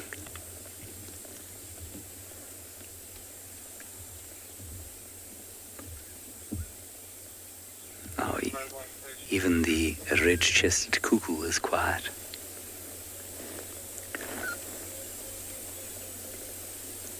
It's just the call of the greater blue-eared glossy starling.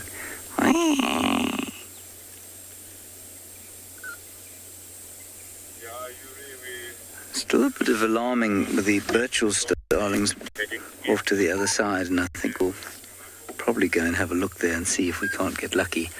We're in the area where Sibuyi and her cubs were this morning, supposedly, and so if we're extremely lucky, we'll find them.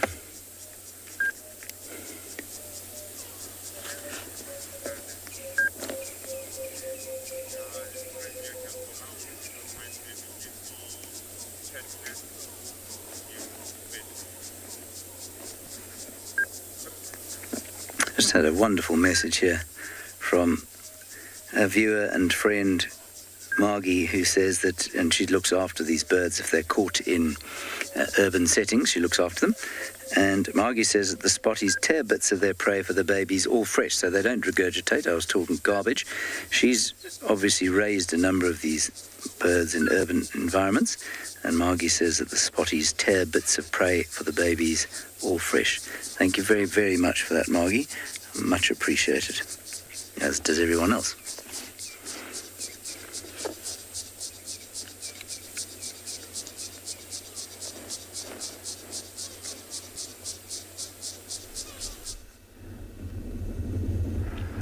I remember when I was growing up, we were being told that owls are bad omen. But when I became a guide, I came later on to find out that owls are really important in our ecosystem. Then back to our lions here, they woke up and mate, but then we have to wait for again 15 more minutes to see if they will do it again. It's starting to cool down, and I'm sure they'll start to become active. They'll start moving around, because when it's hot, lions tend to spend the entire day sleeping.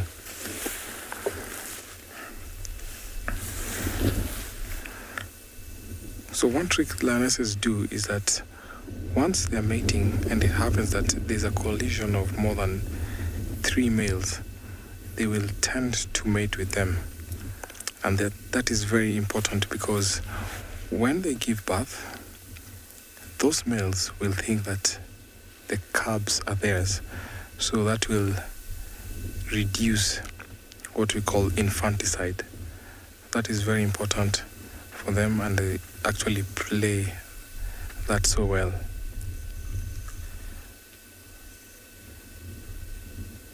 It's a big yawn. Yoga time, a little stretch.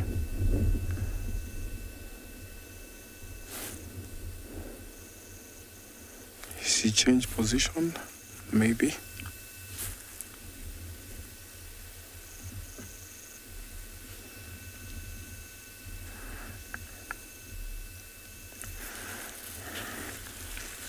Like I told you, when it cools down, they'll begin to be active, and that's evident right now. You can tell it's cool right now. Yes.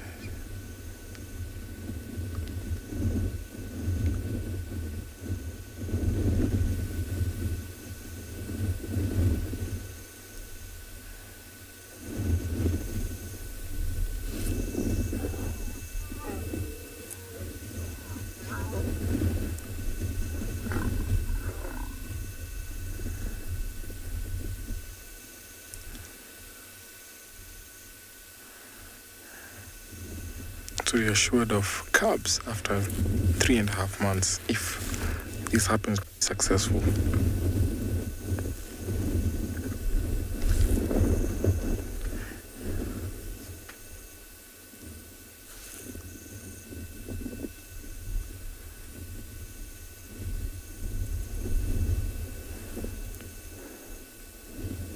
One other trick that lionesses will play is called false estrus.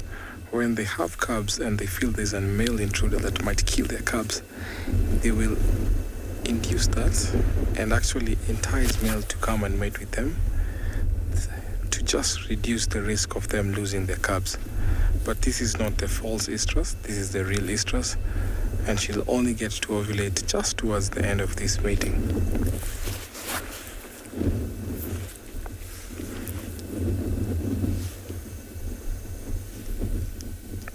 It's becoming a little bit windy, and so they can feel that breeze.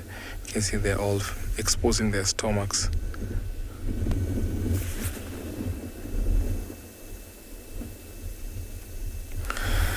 Pregnant lionesses will still hunt despite them being heavy, but sometimes that can slow or reduce their pace when they're hunting. So the good thing is that lionesses never leave the natal herds, they always hang around together. So you find that she might have sisters, so the sister will also assist during that time. Yes, they can hunt, but then sometimes it can affect how they hunt.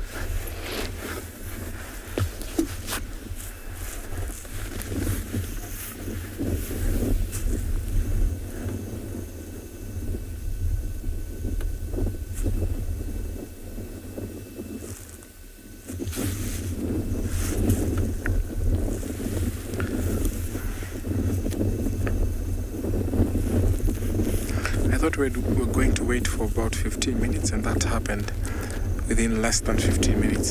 So not sure if this will happen less than 15 minutes, but we have to wait to see.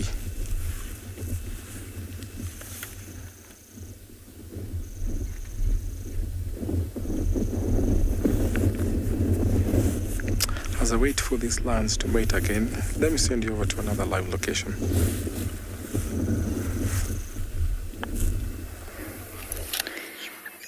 Lambas came to Galagopan, the first animal I think I have seen at Galagopan in a very, very long time. And she's cautious. Look at the tail. Look at that white flag saying, hey, everyone, I don't mean no harm. I know I'm a predator, but I'm just here to drink. That's what that's saying. But don't be mistaken, I am sure if anything came along, Tlalamba would still take that opportunity, but still, that's what she's trying to say with that tail.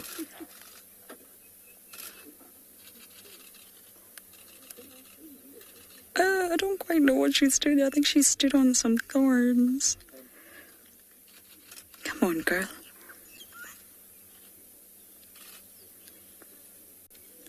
You see the underside of the tail is pure white, and she raises it. Oh.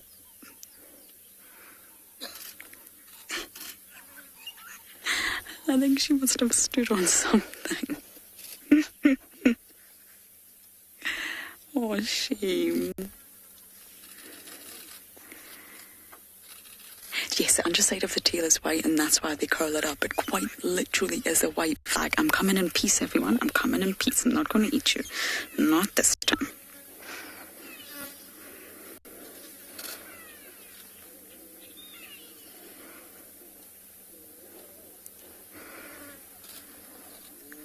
I wonder why she's been so cautious about coming to the waterhole.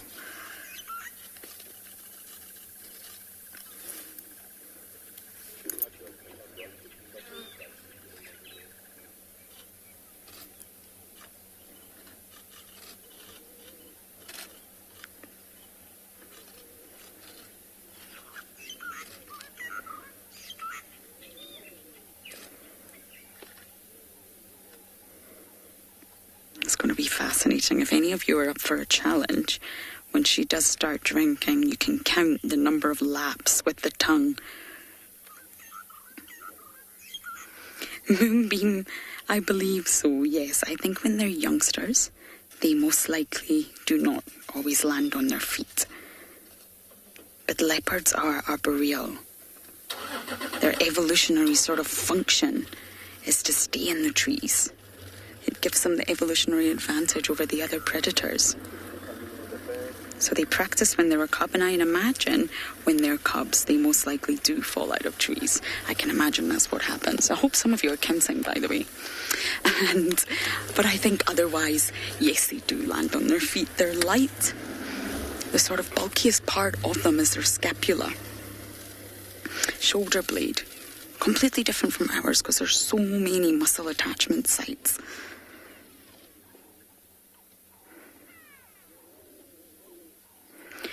Now, the reason I was asking you to count is because cats are really not the most efficient drinkers. They're not like dogs. Dogs curl their tongue, so it's almost like a spoon.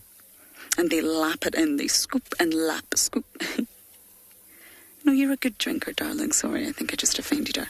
But they're really not the most efficient drinkers. I'm going to tell you why. And it really takes them a long time to quench their thirst. Now, I wasn't so great at physics. And it's to do with physics, the reason. But how Tlalamba is drinking, she's not curling her tongue back up like a spoon. You see that?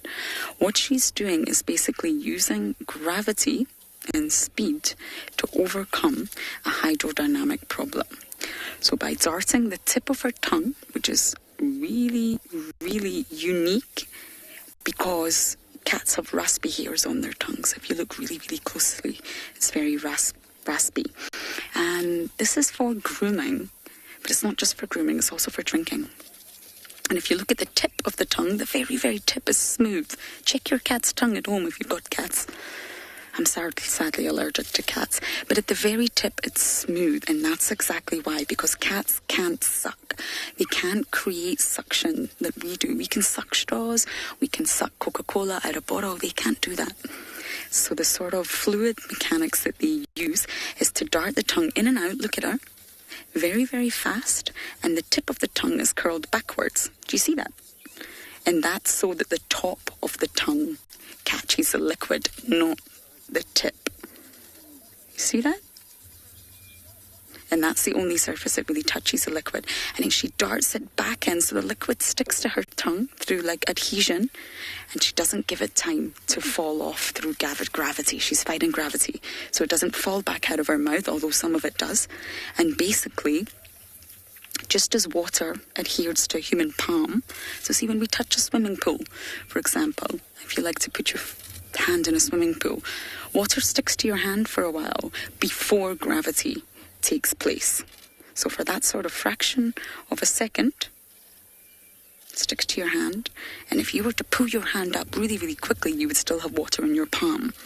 That's exactly what Tlalamba is doing right now. And that's why cats take so long to quench their thirst, because they're not actually getting that much in. Now, domestic cats are actually said to get about 0.1 milliliter of liquid per lap. 0.1 milliliter. And if you do at a rate of 4 laps per second, which is very, very fast, you're only getting about 5 teaspoons a minute. And that's a domestic cat. So obviously, Tlalamba's tongue is much bigger. So she's going to get sort of more volume of water than a domestic cat. But I remember we sat in County Purple Eye one time drinking at this very pan, and it was 682 laps. Yes, Tlalamba, 682. So cats are not as good at drinking as dogs, but they're definitely better at physics. My jokes are terrible today, I'm sorry.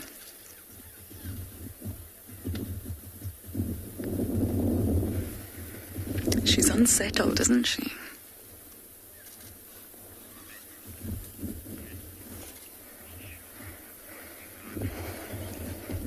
I'm glad you agree. Oh, she's a double of Tingana. She is the absolute double of him.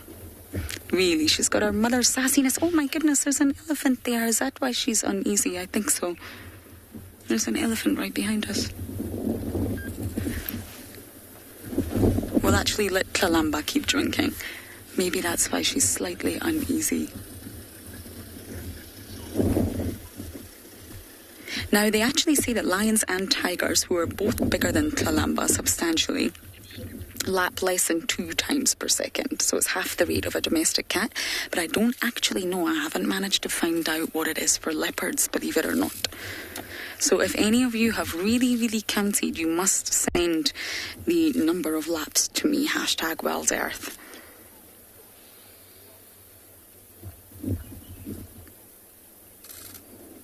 That's making me thirsty, watcher, actually.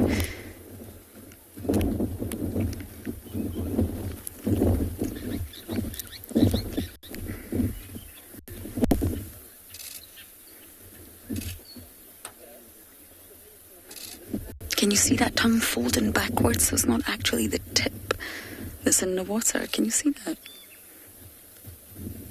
It's the raspy hairs that's collecting the water.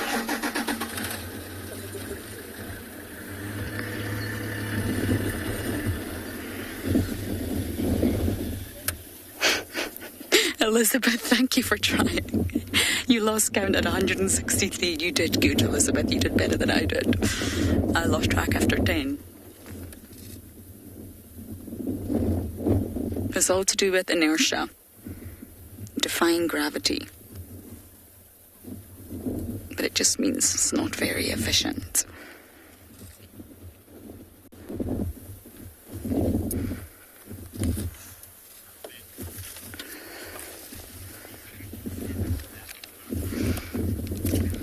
Beverly, you superstar, you're saying 307 laps so far, I think that was. My goodness. I think, Beverly, you are going to manage to do this. She keeps taking little breaks, which is very interesting. Oh, she might actually be done.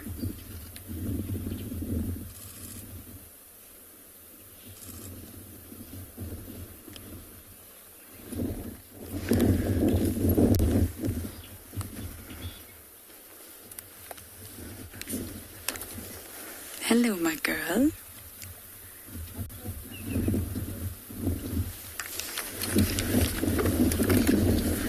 Right behind the car. Now she's going down the path that Tingana uses, and it was this path that I put a hole in the door. I don't think I'm going to follow this time. I think I learned my lesson.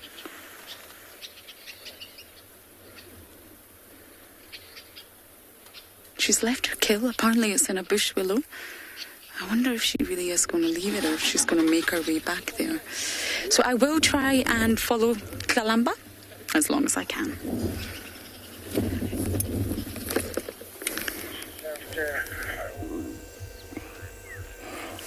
Well, from leopard to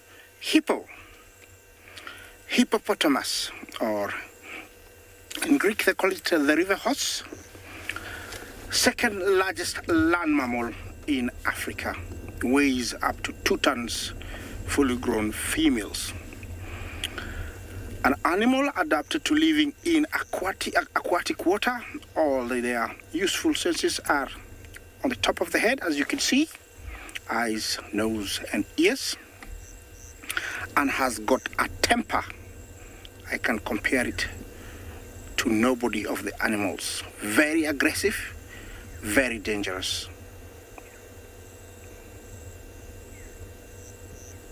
Yes, and this guy has found himself out in the open plains in a little small spa of his own that he has decided he's going to take it over.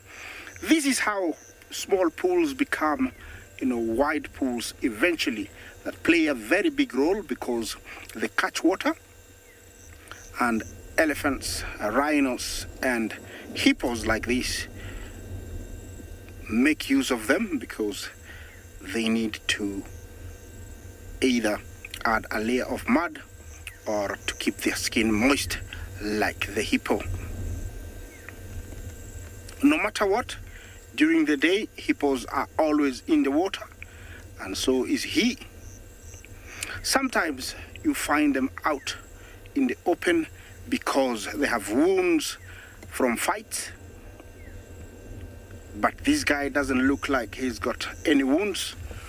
What happened here is he found this pool far away from anybody else, and there was nobody to interfere or harass him, and so he decided to take over.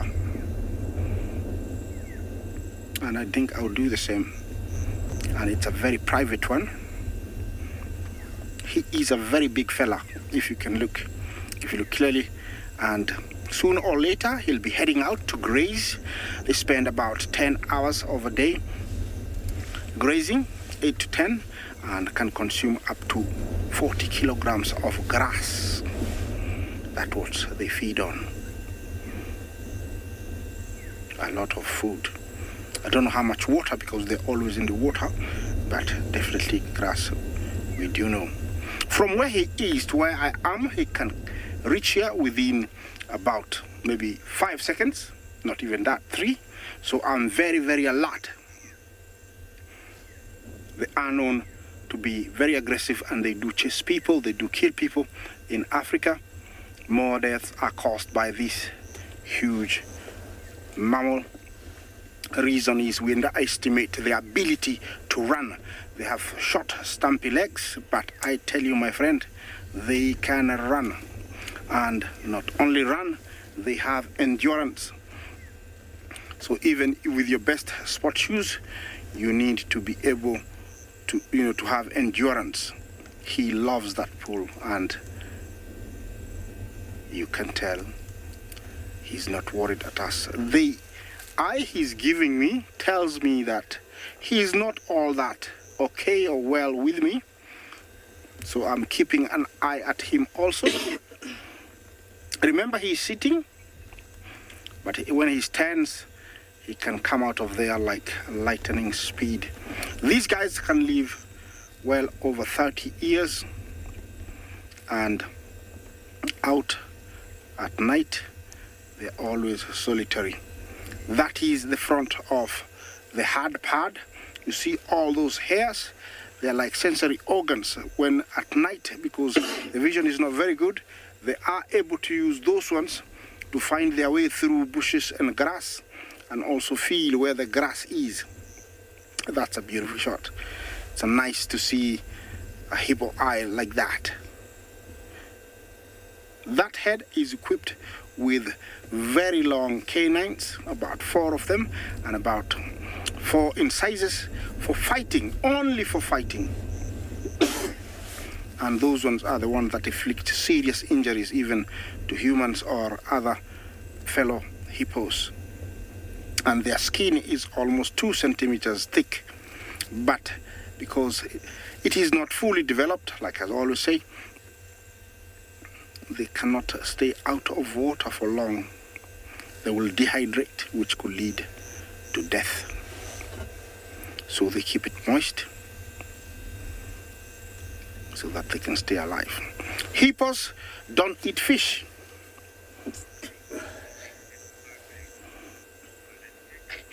Holistic, what do they eat that makes them so big? Believe me, there is all nutrients in the grass. I think maybe not protein, but they eat only grass, and that's all they eat, nothing else. In the water, they don't eat fish. They're pure grazers, they eat grass, and it's enough with all the nutrients, to sustain that huge body. Looks like he's very comfortable and he's loving his spot, but sooner or later he's gonna get out. They can stay underwater if they want to for up to 5 minutes. Under threat, I'm sure they can stay, or they can stay for over even 7 minutes. If they're really, really pushed, they can stay longer. This usually allows them to take power naps, and they have like an automatic.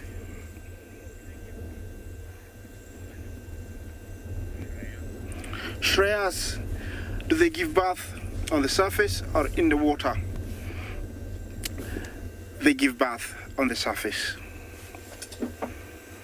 They will find a very secluded spot. Or is he gonna roll? Are you gonna roll for us? I'm looking forward to see him roll. Usually they do roll. Sometimes. I don't know. Are you gonna roll for us? 360? Okay. Shreyas, well, what happens is they will find a very secluded spot out in the open, in the bushes, very close to water, where they give birth, the females. And that is after a gestation period of about 8-9 months. Mating takes place in water. Soon after the young one is born. Are you gonna roll for us? I don't know. Sometimes they do it. But he doesn't understand English, so he's gonna do it when he wants.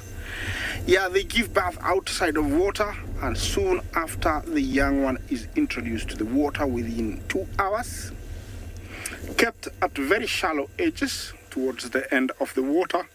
If there is a current, the mother will try and put it on the current side, so it can, it can act like an anchor or a stopper. They can circle underwater, but they do come out to graze, feed on their favorite food, the grass. He is really alert and watching me all this time. The tiny little ears are pointing at me, trying to listen, try to understand what I'm saying.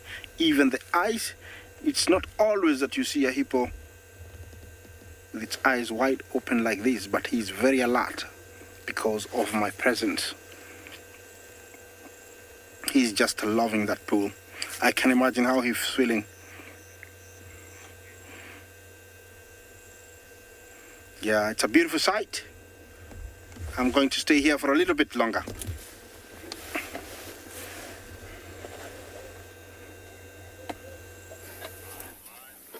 Just like the hippo's loving his pool, Kalamba is loving this rock. Finally, she's settled. And look at her little bulging belly. I mean, I've seen it bigger. But she definitely had some of that kill. I don't believe it's hoisted. I haven't seen it yet. But she's definitely had some. Whether she goes back to it or not, I'm not sure. But it's really starting to cool down here. The temperature's dropped. Cloud cover. Breeze. Ideal conditions for a nap, really. Do you fancy a nap, Niels? Yeah. Yes, he does. Me too.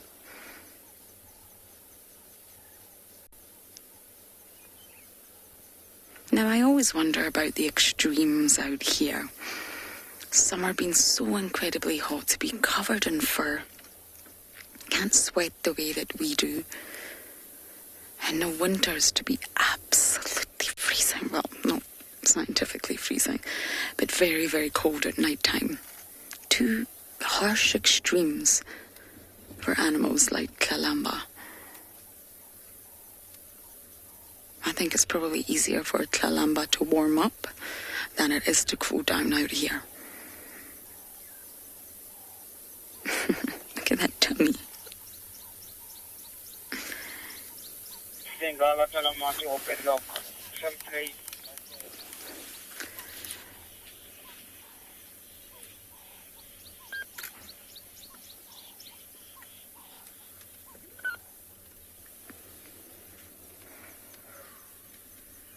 It's amazing how agile these cats really are. So amazing. So light on their feet, so nimble. And that's also why they're able to run fast. They normally do outrun lions, and that's because they're much lighter. They're not as bulky or as muscular as lions are. Lions are weighed down by their own weight.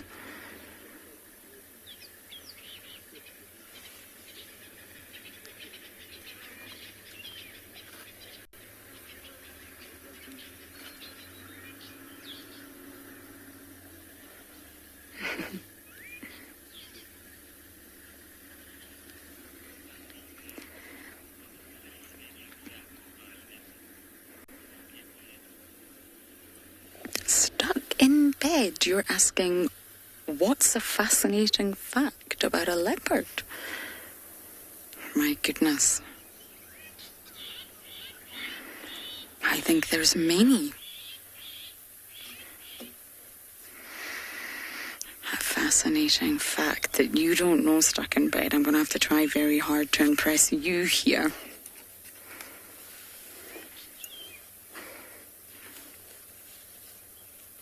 I think it's their territorial behaviour and their social behaviour. I personally feel there's quite a lot to do with leopards' social dynamics that we don't know yet. You know, they're said to be solitary, and yes, they are solitary on a day-to-day basis, navigating, feeding, hunting, sleeping alone, but I think we're missing something when it comes to leopard social interactions.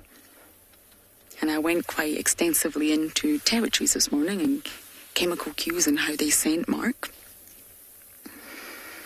And I think probably the most fascinating fact for me is the popcorn, the 2AP. It's all to do with their scent marking. So they're just scent marking normally, as many of you know, and their urine smells like popcorn.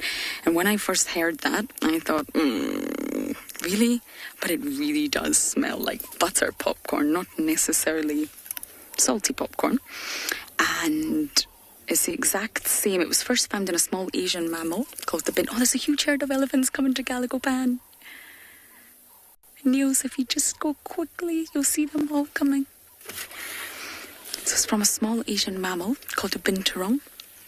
And it's due to a chemical called 2AP, and that's 2-acetyl-1-pyrroline. It's way easier to say 2AP. And it's exactly the same chemical reaction that happens in popcorn. So when you heat up that kernel, the proteins and the sugars create a chemical reaction, and that produces 2AP. It's exactly the same chemical reaction that's happening in producing that in leopard urine. I hope that impressed you stuck in bed. You'll need to let me know later. Are you happy with that? Oh my goodness, I think we're going to have to reverse to see the elephants. Kalamba's going to watch them. Okay, so there's another vehicle here that wants to catch the elephants, everyone. So I am going to move, Niels, just so that everyone can turn around and see them all drinking. How wonderful. I just need to get out the way. Galagopan's being busy. I just need to make sure I'm safe. There's so many of them.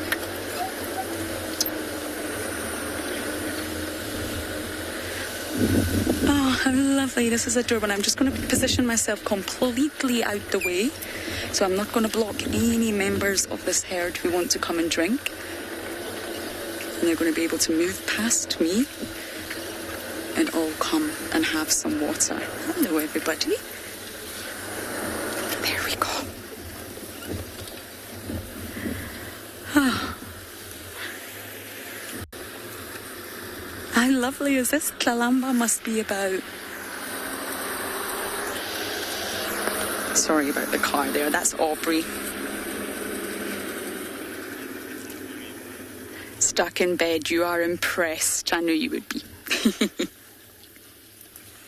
I'm sure you've heard it many times before, but that's the fascinating fact that impresses me. Popcorn urine, I have to say, it's definitely better than human urine.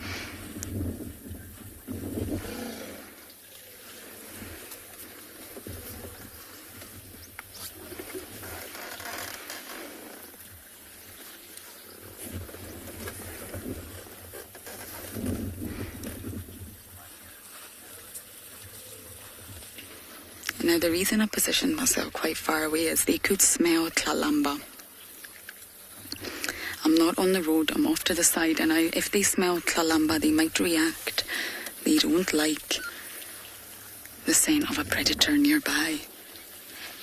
Niels, there's one coming up behind you. It's missing a tusk. Hello, boy. You are definitely a boy. It's only got one tusk.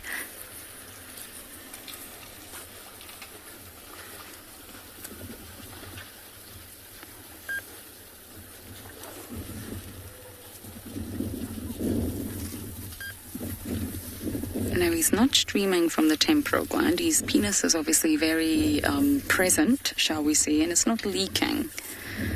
But he is sniffing this female. Look at that. He's seeing if she's in estrus. Do you see that? He's smelling her genitalia to signal to find out if she's in estrus. Wow.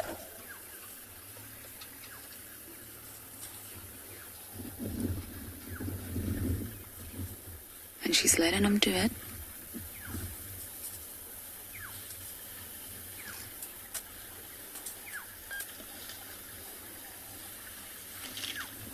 It's a little bit naughty when male elephants do that. They just put their trunk where it shouldn't really go to see if a female's in estrus.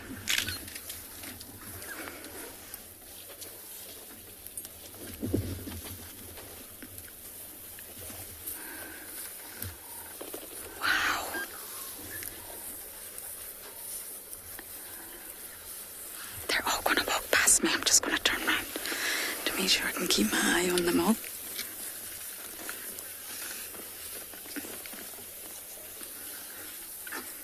But we're not blocking their path. We're really far out the way.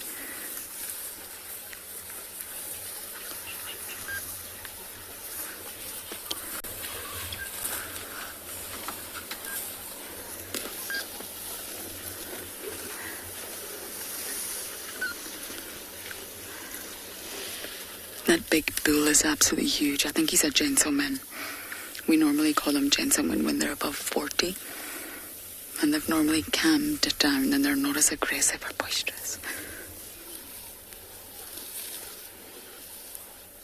Hello, ladies.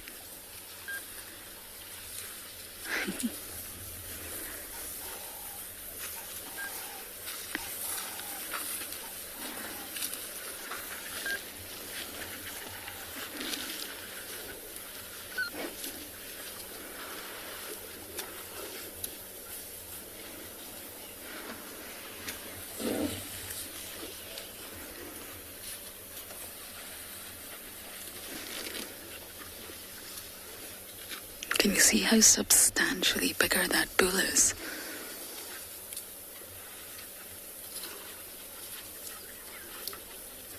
It's huge. One tusk.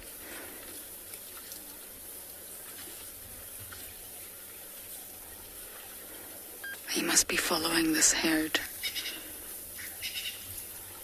He doesn't appear to show the obvious signs of must. One is streaming from the temporal gland, the second one is having a leaky penis, dribbling urine.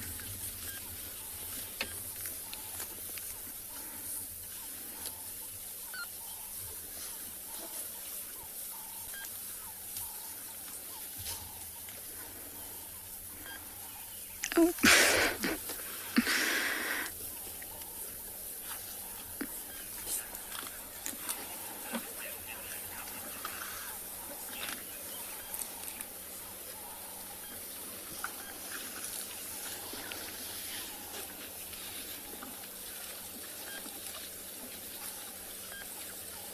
Just going to stay quiet for now. The bull's not... He's very close to the car.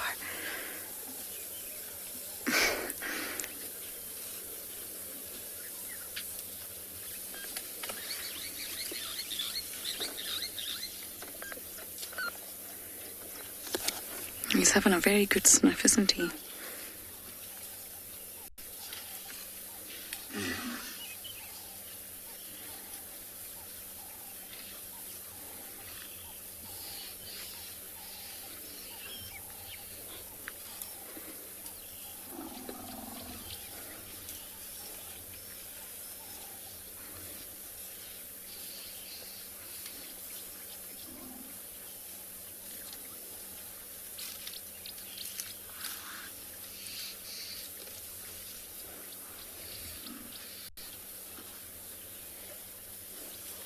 He's going to pass the car.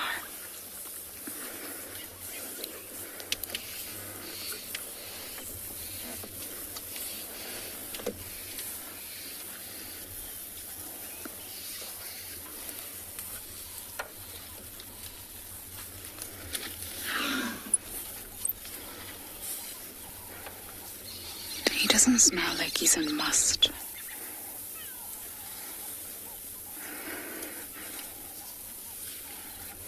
His penis was slightly green, and I know that sounds very bizarre, but that is also a sign of a sexually mature male. It was thought to be a sexually transmitted disease long ago, believe it or not, by scientists who didn't understand why elephants' penises were turning green. And they then realized that it's all part of the show. Females are actually attracted to males with green penises. When given the choice, they actually choose the green ones. Can you believe it? But it was thought to be a venereal disease long ago. And And GP is the short name for it. Rather than saying green penis, you just say GP. And it was documented long ago by Cynthia Moss. I can't remember when, but I think it was in the 1970s. And they really thought it was an epidemic when they first started seeing it. But really, along with the urine dribbling and the temporal secretions, they thought it has to be something else. And it's a reproductive signal. Apparently it's irresistible, but I'm not an elephant, so I can't comment. Wow, everyone. Okay, I'm just going to do a quick swivel and make sure there's nothing around us. And we're going to go back to Tlalamba. It's been quite a sighting. The vehicle stops, so I think she's still there. We're going to head and see our princess.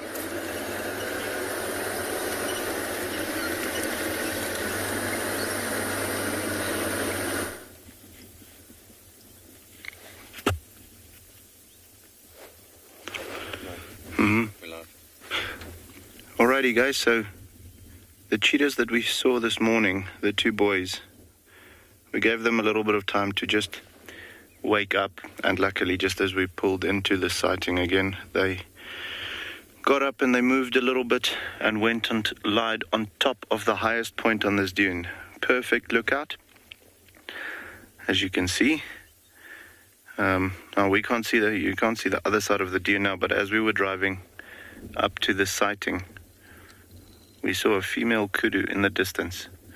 So we're just hoping that these boys are going to spot her. He's looking in the wrong direction at the moment. He needs to look more towards his left to be able to see her. And I think his brother, that's actually lying just over the dune crest on his right-hand side. We can't see him right now, but just over there in the middle of your screen now, you'll see a tail flick maybe every now and again or so. He might be able to spot that kudu, and it would be the perfect.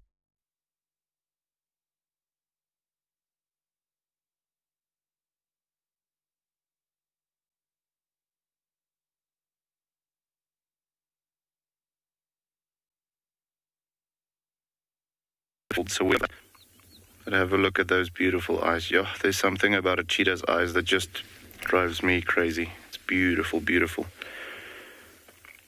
As you can see, slowly waking up still. I mean, it's not like they drank a Red Bull and now all of a sudden are jittery. Just baking a little bit in the afternoon sun.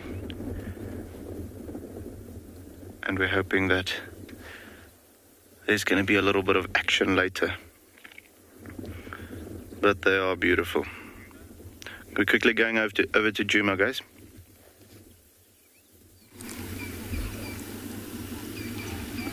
Look at how incredibly lucky we've got. Elvis from Jacobin, not of Tennessee, found her sitting at the Bush Braai site on Chitwa Chitwa. We raced over here and were very lucky. Blessed, I mean, I'm assuming that's Kuchava from what I've seen, which is very exciting indeed. So it's raining leopards here still. Tristan has very kindly left some of his luck with us. As she goes behind that bush, I must just announce that the first impala lamb has been seen, not on camera, but Abel managed to find the first impala lamb. There she is.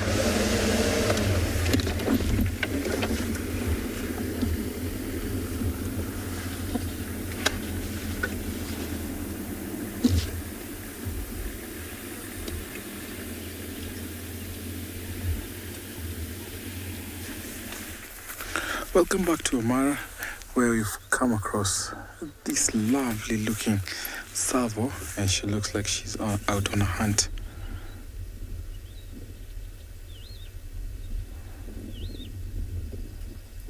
Our Tsavo is strictly nocturnal, but sometimes during the day you can see them out in the morning or maybe late afternoon like this. You only see them solitary, but unless they're pairing where they're courting, or maybe when a mother with little kittens.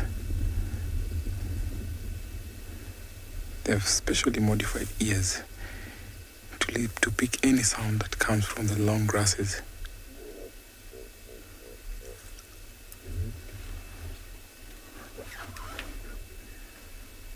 You see, they're going after small rodents like the grass rats, and sometimes lizards, sometimes grasshoppers, and even snakes fall into their diet.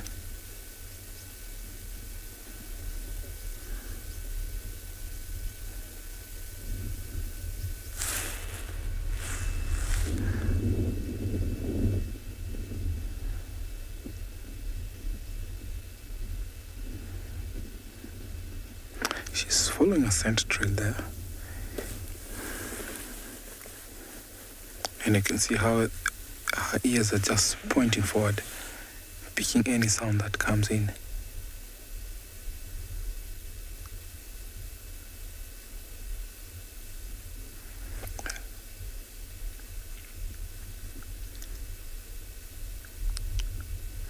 This is one cat that has longer legs relative to their body.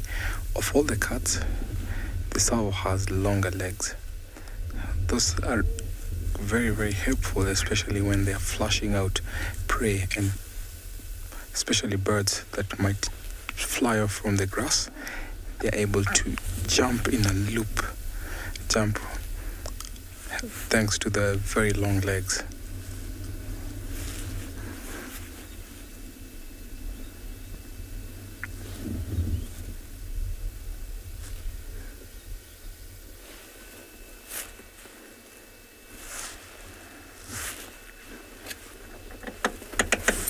I think I might just change position a little bit, because it seems like the Tswalu is out on a hunt. It would be nice to see how they jump in a loop to catch prey.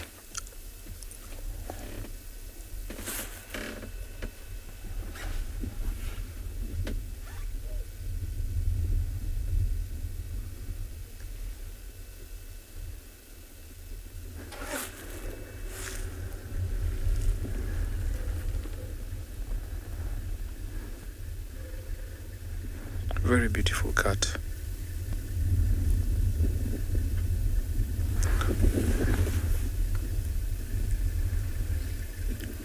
So right, like she's just listening to the movement that those rats make whenever they're moving and walking in the long grass. You can see how her ears keeps on twisting and turning.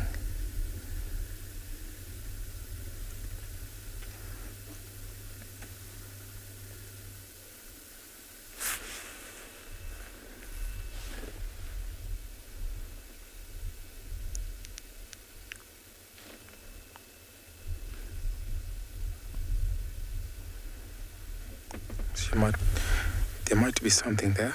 That's why she's pausing to just wait. Very beautiful sunset.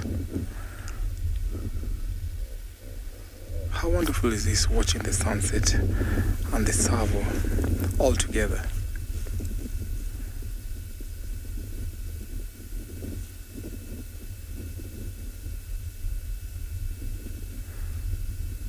So Tswalus are always territorial, and they'll cover about 2 to 3 kilometers square. Interaction between intruders will always be encountered in a fight. So I'm going to link you over to another live location.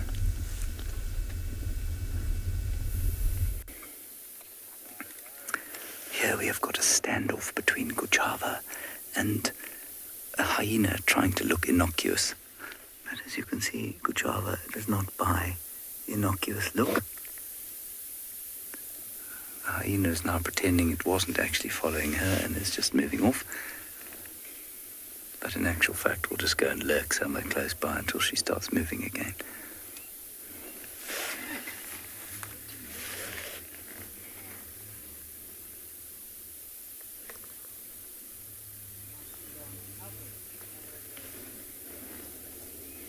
It's astounding how hyenas are just like kids.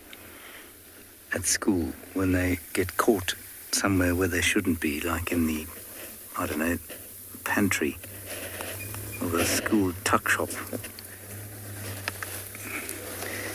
And they sort of look up and around as if to say, no, I mean, this is perfectly normal, this is what I do.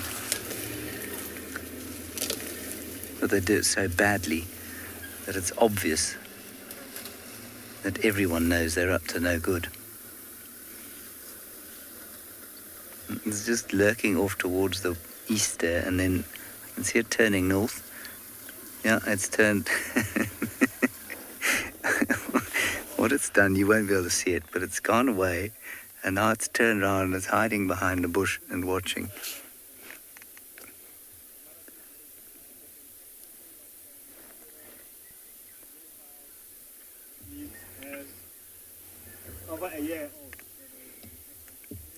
She's looking a bit skinny. She needs a nice meal.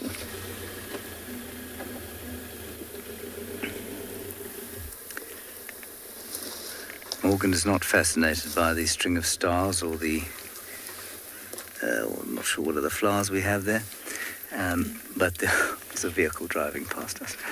There goes the leopard.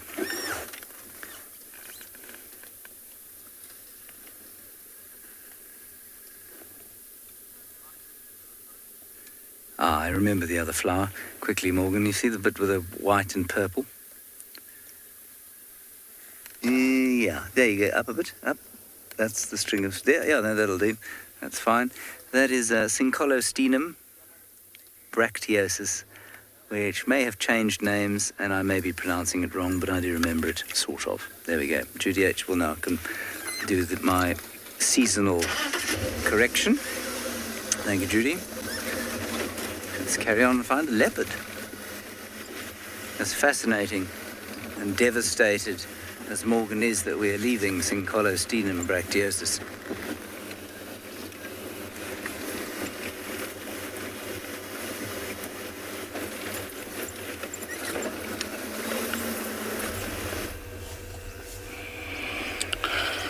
Well, from hyena who has run away to $1 million portrait shot of the beautiful scene set by nature.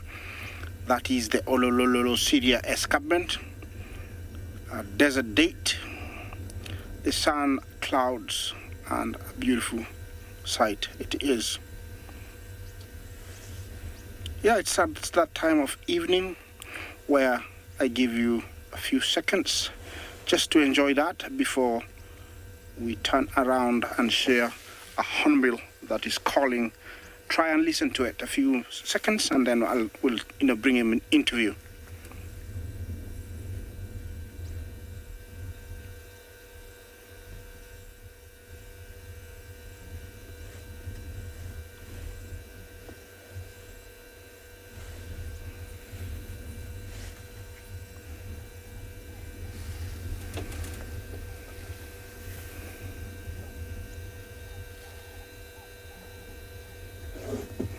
Well, it's a beautiful scene, isn't it?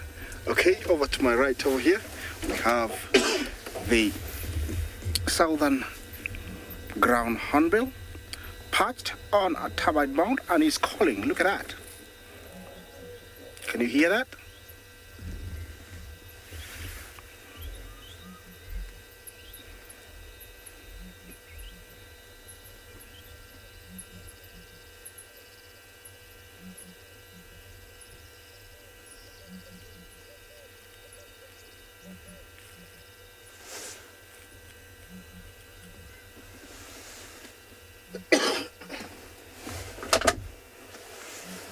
Yes, it's calling, very vocal when it wants to, but very, very quiet. Usually, local tribes here, the Kalenjin, the Kisi, the Maasai, associate that doo-doo, doo-doo-doo, doo-doo, doo-doo-doo with the onset of short rains or long rains or rain in general. This is one of the only largest of the hornbill family, and spend about 90% of their time on the ground killing snakes, frogs, even small fishes, grasshoppers, and actually it is the biggest enemy to the tortoise.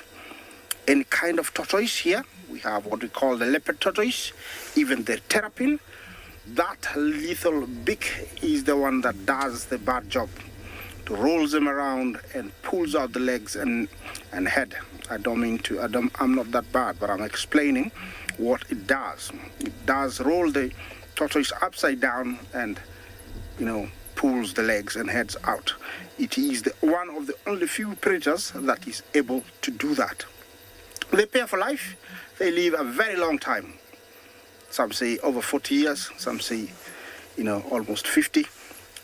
But they live a very, very long time. Unlike the other hornbills that usually during breeding will actually seal off one of themselves, especially the females when she's sitting on eggs, the ground hornbill nests on hollow trees and, sometimes in hammerkop nests. That where it nests. Surprisingly, a litter from before, like last year's chick or a few years back, do come and help in babysitting new chicks. Very special for this, beautiful bird. It is flies, but only to get from A to B, and only getting back to the nest. He's really performing for us. You hear him calling again?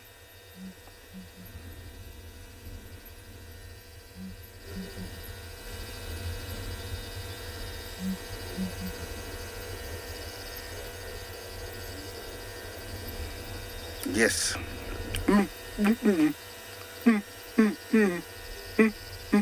Something like that. Yeah, that is contact definitely to other hornbills that, we're here, but we'll, associate that with rain, and looks like somebody's getting rain already somewhere, quite a long way away. Yeah, the other pair left on this way, and soon or later, definitely, they will be flying to their roosting tree. When not breeding, they have a spot where they'll go sleep, and I think that is what, he might be calling the other partner to come so that they can, go to their roosting tree. I'm gonna leave him in peace. Let me go and find something else. He has performed enough for me. Well, he has performed enough for me. I'm gonna say goodbye to him. And as I do that, let's take you to another live location.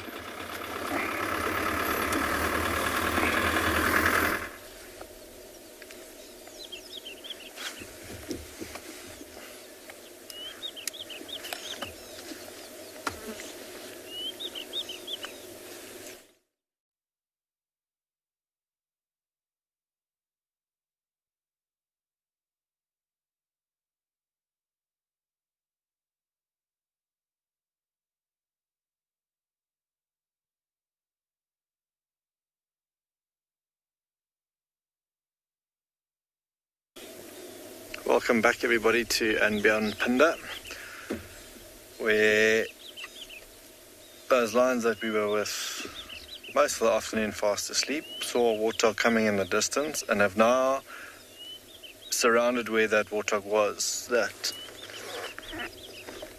line that you can see a little bit further to the right hand side is, or right of the one in picture, there's one a little bit further right that's out in the open now, is standing exactly where that warthog was. Please, can you mute your phone?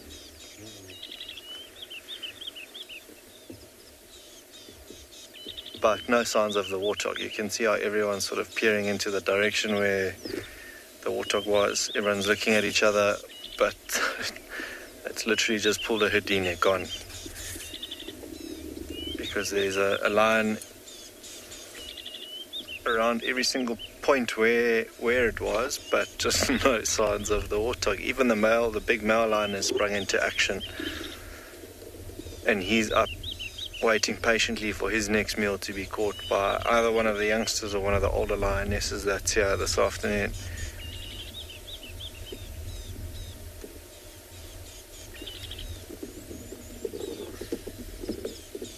If I creep slightly further forward, you'll be able to see all of them a little bit clearer. I'm just going to carry on past that one.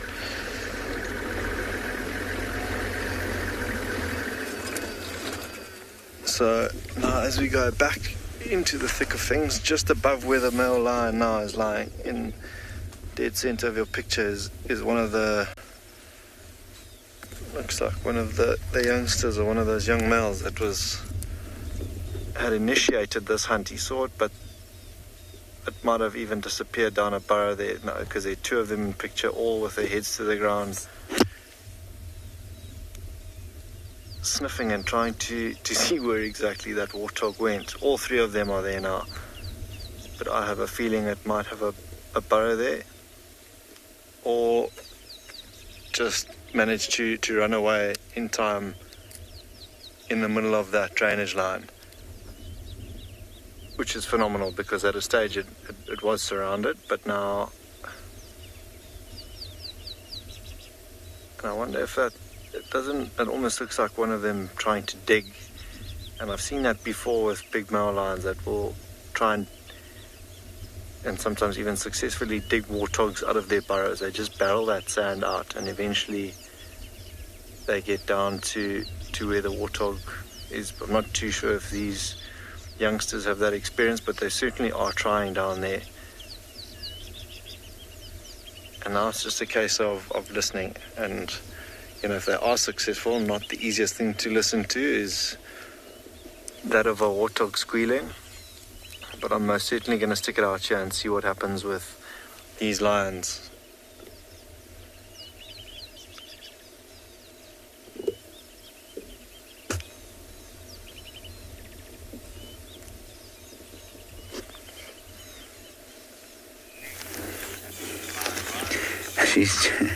She's just lying down there. No, she's just standing, using the termite mound as a vantage. In fact, that's not a bad picture. We'll just let her look and see if she can spot anything before we drive around. If she settles, we'll drive around. She's definitely hunting.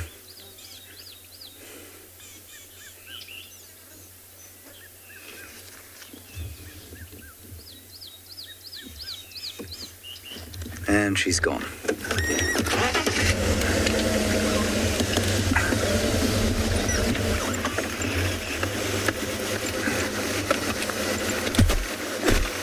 And she's back. There she is. Ooh, that's going to be nice. How's that, Morgan? Can you get a mountain leopard shot? Ooh, stick. Naturally, there's a stick. Let me help you. One thing that irritates me out here, it's a stick. Oh, that's gorgeous. Mountain leopard sunset shot.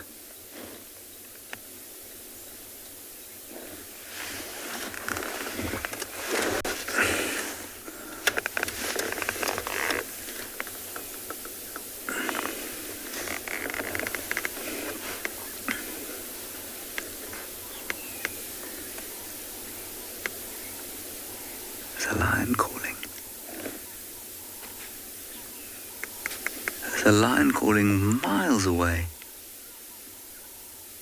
I think it must be close to the Sand River. It's so far. Maybe not that far. That's why she looked to the left like that.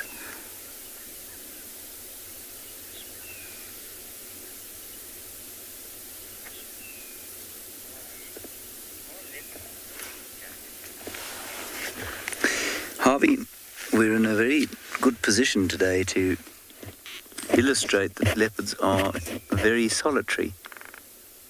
Given that we've seen Tlalamba, she's on her own, Tingana, he's on his own, Guchava, she's on her own, and they are all, they really couldn't, well, I suppose it could be slightly further apart, but they're in a pretty equilateral triangle as far apart as they could be on our reserves. So Yeah, no, they're totally solitary, but for when they are mating or for when a female is with a youngster or youngsters.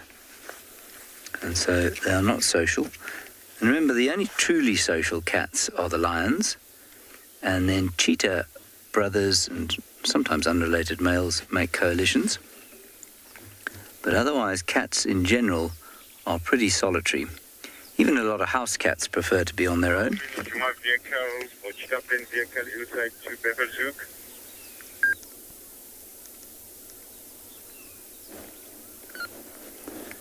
She's looking behind us because I suspect that she can hear or smell that hyena who has continued to follow. We had another little interaction behind some bushes. Now there's a bird alarm calling at her. And so she's lifted up her tail.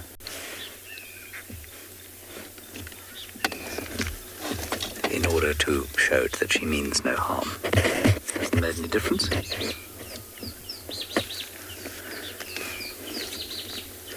Righty, let us now move on. She's just sort of flanking the airstrip here, Chitwa. I think probably hoping for, I don't know, animals that might be about to head out into the open as the sun sets.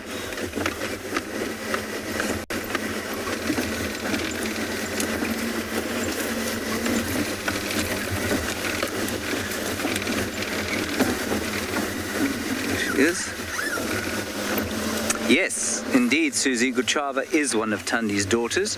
Guchava is Tundi's daughter. I'll never remember her age because I have a 1 megabyte brain. I think she's 6 now.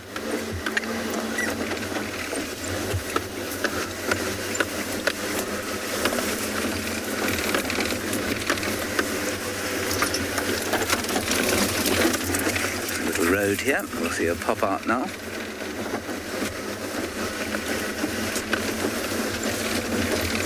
Goes.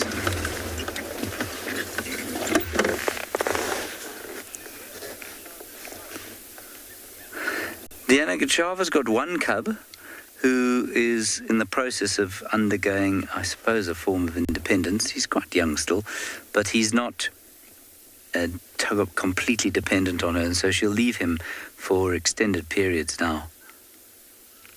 He was the young male leopard that he's quite frequently being seen on his own right now. So he's fine. Oh, she's hissing at something. It's probably the drongo that just flew over her. The tail's up.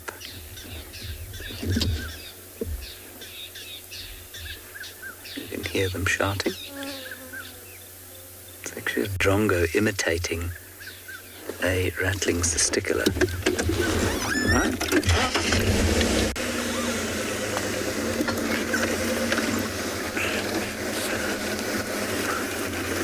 Try not to fall in a hole. I will tell you that I got us very stuck after we saw Sebwig Mark II, and so if we're looking a bit dishevelled, that's why.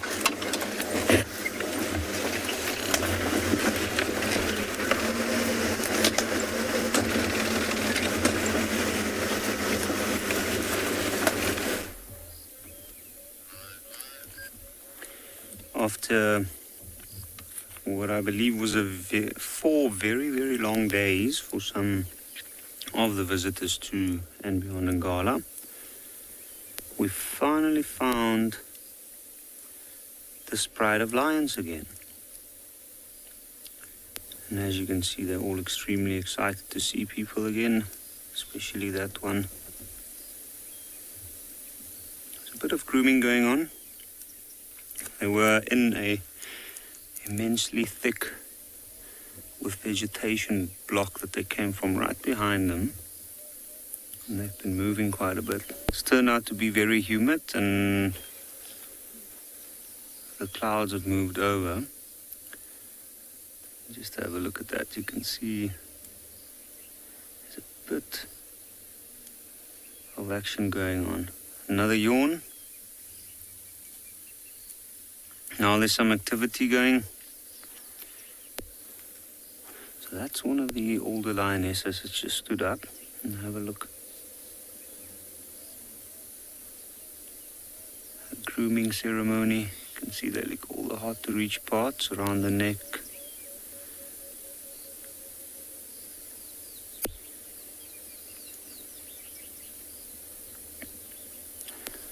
And that's a greeting. An indication that they might be getting up and moving. The lioness that's sitting up, that's one of the older ones. And the one licking her is one of the first of their litters.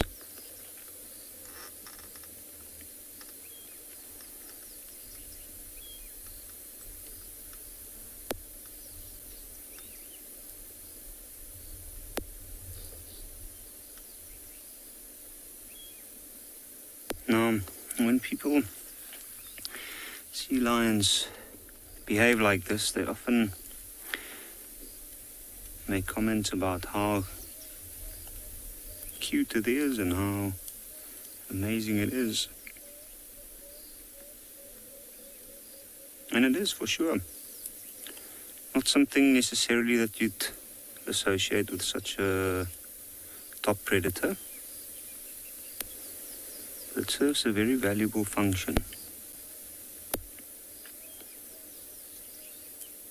It strengthens that group bond, especially between the core members, and that's why it's interesting to see how this lioness stood up and walked over to that lioness first. And see now the young male's yawning as well. Now it should be interesting to see him stand up, because I would love to see what his back leg looks like. The back left leg.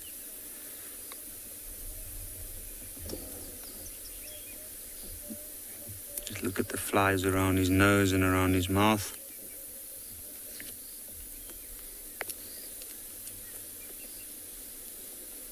And now he's starting to groom.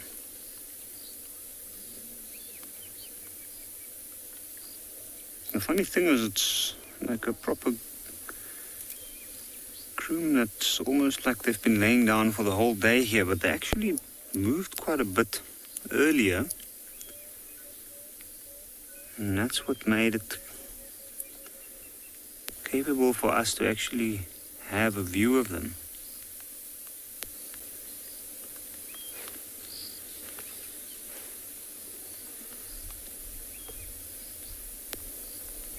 Just have a look at all. Now you can see most of them are starting to show signs of movement. And the others, even though they're not, their tails are flicking, except that one second from the left.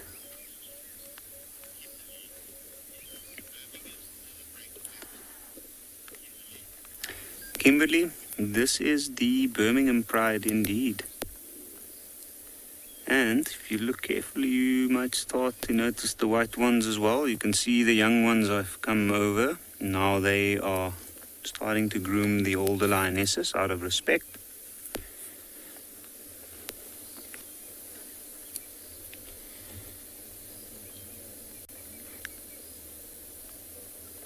That is the sister of the youngest of the white ones.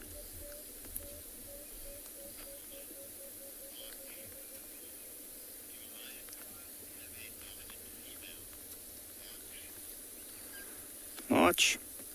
That's a very interesting question. Do lion prides have a dominant female? Well, I guess one can say they have a dominant few females. I have read, and there are theories, and also certain prides that certainly do. When there's only one older lioness, you usually find that she is the more senior of the lions and the more dominant. Ooh.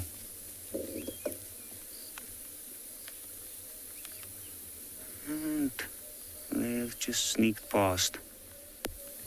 But in a pride like this, there is more than one lioness. that is quite old, and she and her sister, they pretty much take their reins together. You can see that lioness in front. In the front left, she's got a white dot on her left hip. Now that is one of those older lionesses. And then that one. But she's lately been a little bit in the back. She's still shown the necessary respect, however.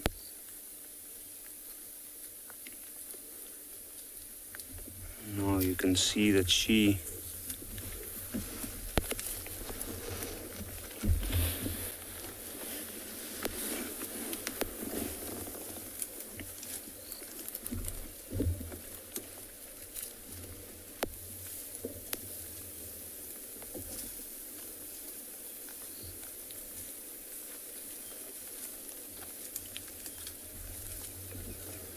in order to have a view of them, we had to maneuver into an area that's normally not the easiest.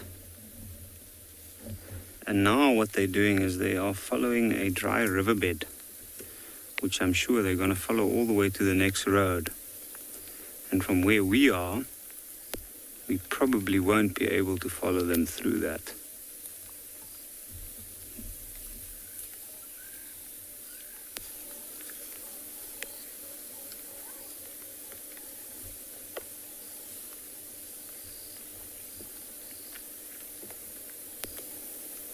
But I find that absolutely amazing. Now you can see the two white ones there at the back, the female on the left and the male on the right.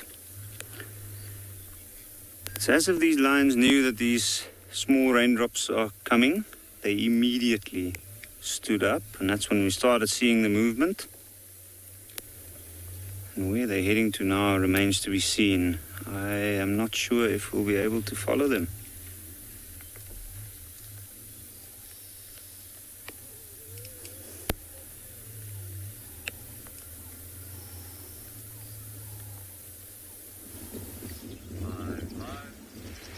Alrighty guys, so very good news for us now. These cheetahs have noticed those kudus on the other side. So with that being the case, we came around the dune to try and, position ourselves in such a way so that if there is something happening there, you can see the one female kudu. The closest kudu to them at the moment, we can't see it currently, but is a big male. So they've seen them, and these kudus are completely unaware of the cheetahs being here.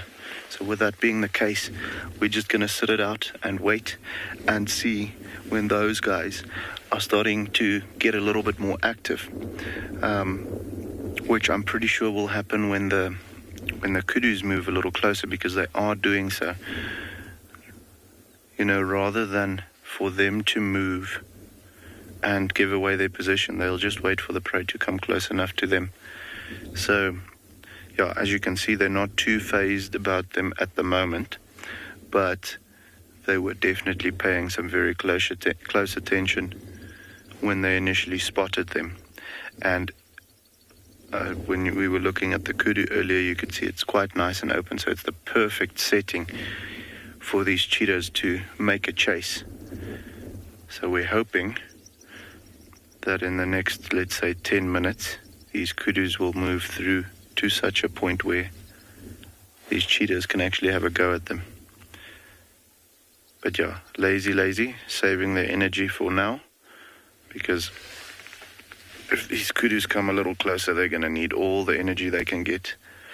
They won't go for the large male, just because it is purely that's what I think. Just because purely it's just too big and too powerful, and those horns are just too dangerous for them to take a risk. Especially with there being the option of going for the females. That's a much safer and a much less energy consuming target than having to go for the big boy. So yeah, exciting times lying ahead. I know it doesn't look like it at the moment, but hopefully soon, those ears are going to be pulled flat against the head and the eyes are going to be focused on those kudus. And that will be great. The wind also is just, at the moment, it's not perfect for them, but it's definitely in their favor. So yeah, guys, what they're looking at now, I think it's just maybe a bird that flew past or so. The kudus are completely in a different direction than what they are. So maybe there was just a ruffle in the grass, maybe a bird jumping close to them or something like that. You can hear that Cape turtle dove going. Could even be him that started vocalizing and that caught their attention. But yeah, as soon as these guys look a little bit more like hunting, we're going to come back here and we'll show you how it unfolds.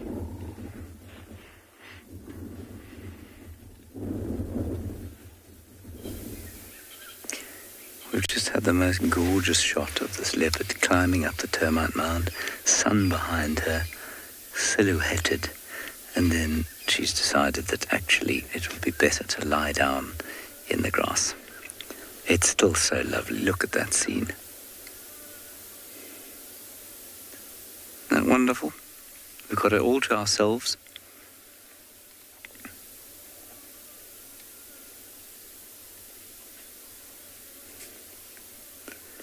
And the reason I've stopped here is that this is the best view if she does stand up.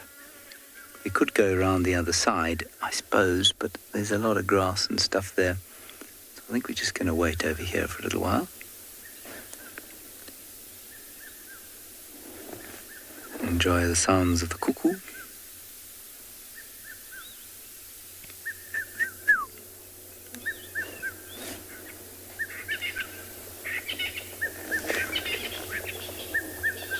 Looked like she was going to get up there.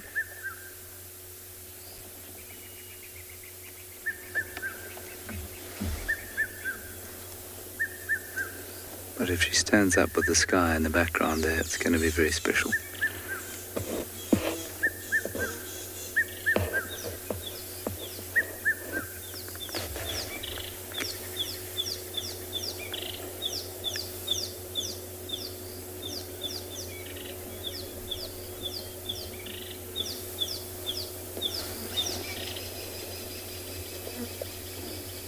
Another cuckoo species, rattling cisticolas.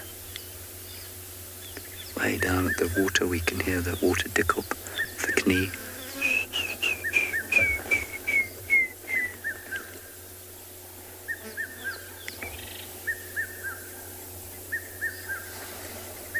This sort of scene makes me reminds me how many times I must have driven past a leopard doing exactly what this one is.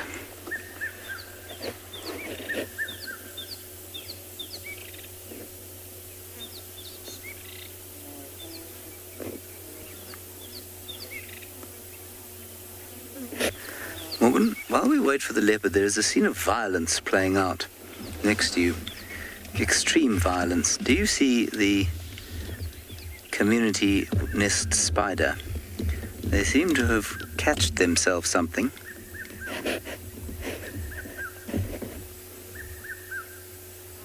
And they are in the process of devouring it. It looks like a cricket or a grasshopper. And if you look, you can see that the community nest spiders are out and enjoying their grasshopper innards milkshake.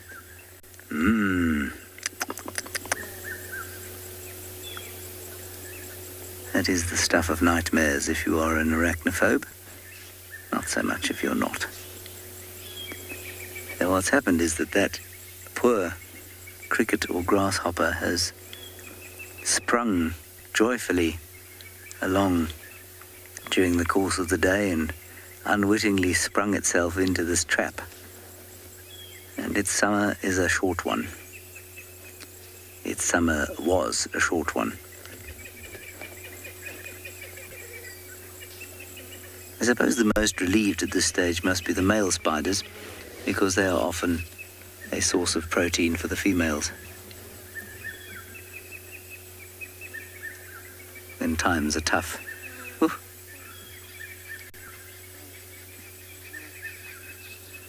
It's kind of pulsating with life there, isn't it? I think many of you will be going, ugh.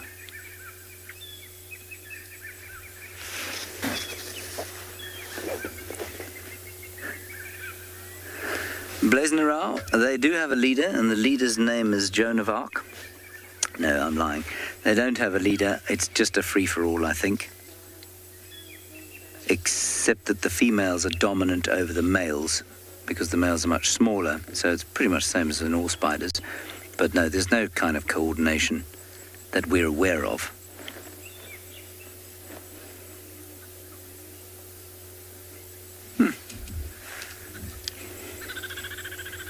Quite fascinating. There's a really big one around the right-hand side there. Right, I think let's get back to our leopard, but Morgan, what I'm going to do is just drive around the other side. I think she's not about to stand up.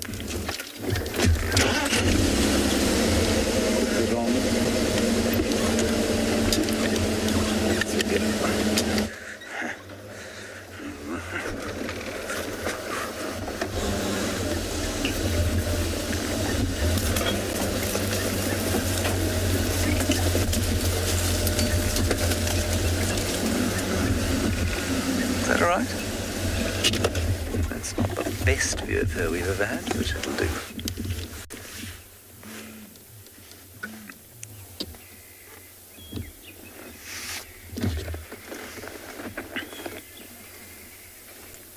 She's always alert, and she's looking towards where some guinea fowl are alarming, and they're alarming because of a Wahlberg's eagle that just flew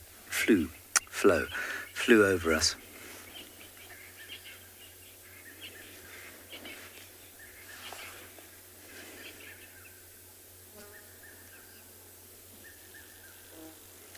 So we'll wait and see if we can get another sunset shot of her.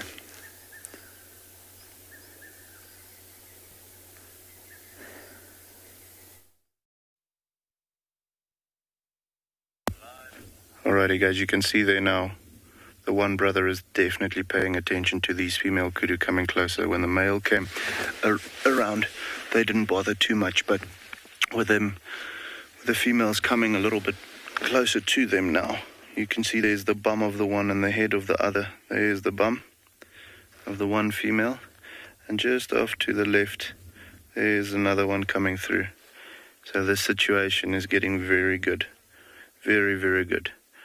Both of their heads up now. So hopefully soon, it'll mean a little bit of action.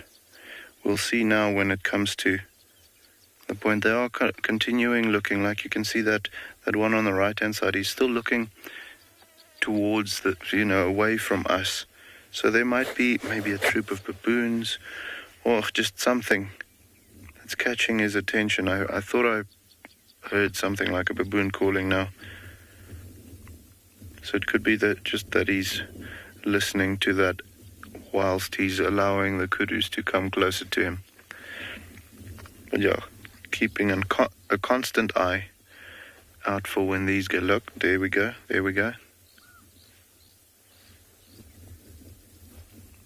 So definitely a little bit more interested now than a couple of moments ago. And these kudus are walking almost straight to them. That's really cool. The only problem is the male kudu now is a bit further away now, coming almost onto the crest of the dune, so hopefully he doesn't spot them before they get an opportunity to come for these females.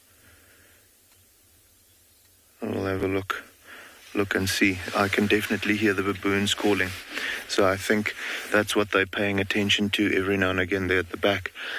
Possibly them looking at it's difficult to know what the kudus are the baboons are looking at, but the cheetahs are definitely paying attention to what the baboons are saying every now and again. Oh, this is going to be great.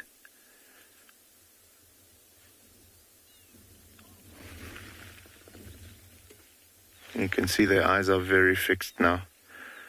They're not even worried about those baboons anymore. this kudu must be, if I had to judge correctly, maybe 100, 120 meters away from them, the females now. So I'd say if they start breaking 100 meters distance, these cheetahs might get up and try and get a little closer. So they are, browsing, so it takes a little longer than if they're just walking like towards a waterhole or something like that. But I think if we are patient, we might get a little action this afternoon. That would be incredible. Now they're looking at the baboons. Those baboons calling again. It is distant though, so it's not like the baboons are calling for them. So we don't have to worry about them getting chased over the dune by the baboons. I think they're just intrigued as to what's upsetting the baboons like that. Could be a snake or something, with the weather rolling in as it is. We've had quite a bit of snake and, let's say reptile activity, tortoises and monitor lizards and snakes and geckos and all of those things moving quite a bit now.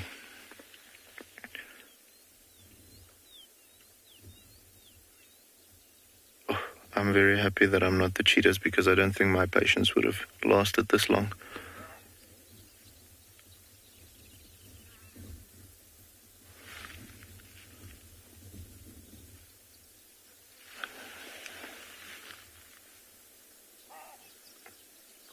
Beautiful. Oh, I can feel my heart rate actually starting to beat, to go up a little bit. Not quite yet. I think when that cheetah gets up, it's going to come through my throat. But just the expectation of them possibly showing us even if it's not a kill, just a chase. Seeing those guys fly at those great speeds is just something else to see. So come on, boys, show us a highlight.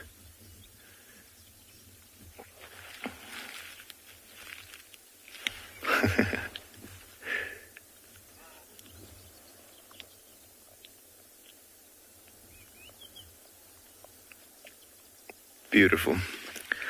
This is what makes being a guide the best job in the world. Not one single day is the same. You can go out there, and we saw these two boys this morning, and we're seeing them again now, and the situation is completely different. David just had a question, when did they last eat? David, it's difficult to say. I haven't seen them in a couple of days, but judging by when they were up and moving, I'd say they finished their last kill probably about a day or two ago. I'd say a day and a half to 2 days that they haven't physically eaten. I can see their bellies are nice and flat. They're definitely ready to eat again, which is why it's so important for them to be so patient, because if they finished a kill this morning and there's an easy opportunity presenting itself now, it doesn't matter too much if they miss. But seeing as that they haven't eaten, and I want to say, well, at least a day, that makes it a little bit more important for them to, when they do spend energy, spend it efficiently and successfully, for that matter. So hopefully, I'm actually not even seeing those female kudus anymore. I think they're behind the brush at the moment, but they, guys, as soon as something more happens, we're gonna let you know, okay?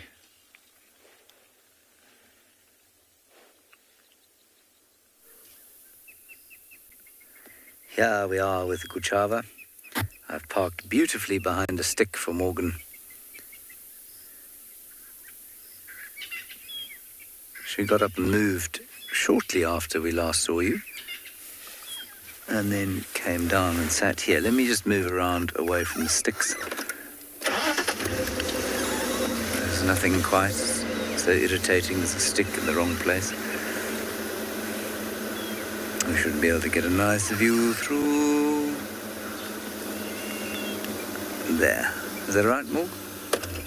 There we are.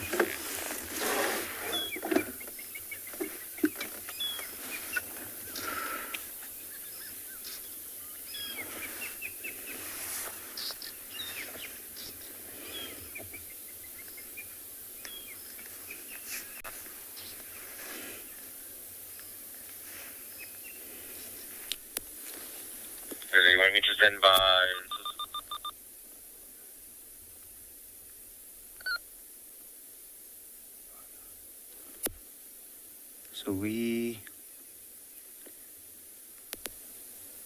followed them, we've moved around a big forest of silver cluster leaves where these lions have been moving through. I'm going to reposition slightly just to see where they go, because from here they're checking the clearing, so they're constantly walking and stopping like they are at this point. And that is because they're looking for something to hunt.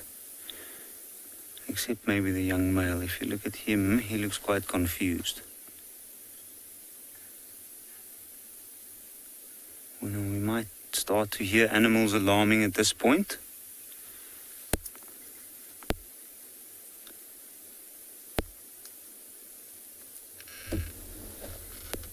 And have a look at the young ones. They are very, very interesting to watch in a situation like this. They're all moving clumped together, unlike the expert hunters that their adults are. And at this stage, they're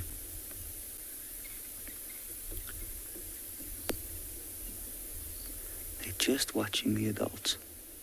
So young male's looking off to the side. He's moving at the back. He knows with his injury, he won't be able to properly participate, at least not in the chasing part. And they're moving slowly.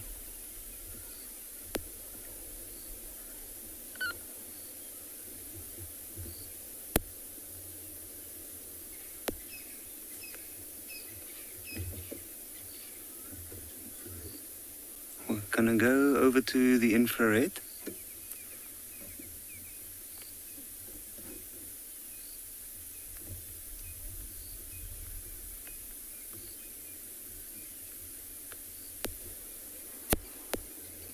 Have a look. So now they're all standing around. They're using their ears.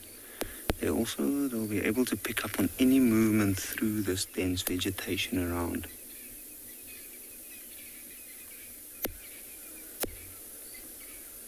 You can see, have a look. That young male is watching something intently.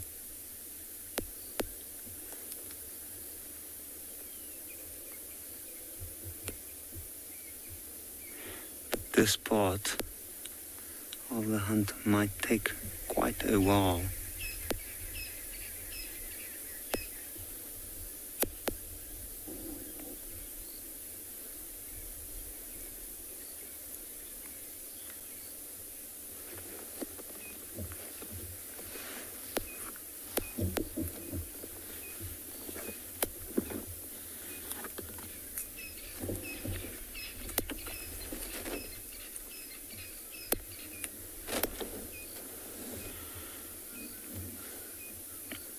Have a look at that youngster. She's not entirely sure what's happening.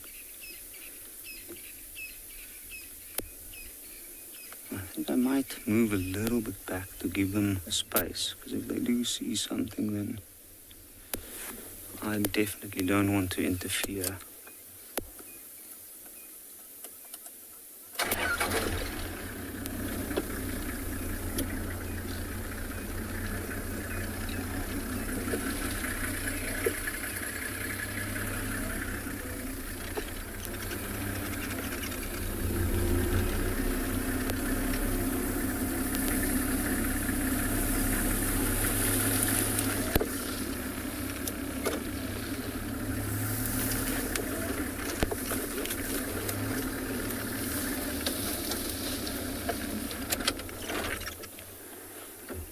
Here we go.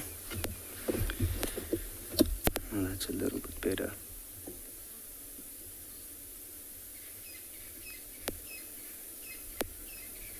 the wind's coming from the direction that they were moving into, that they're looking into, and they definitely look focused on something. Whatever it is, I'm not sure. In and amongst these forests, there are clearings with some impala, wildebeest.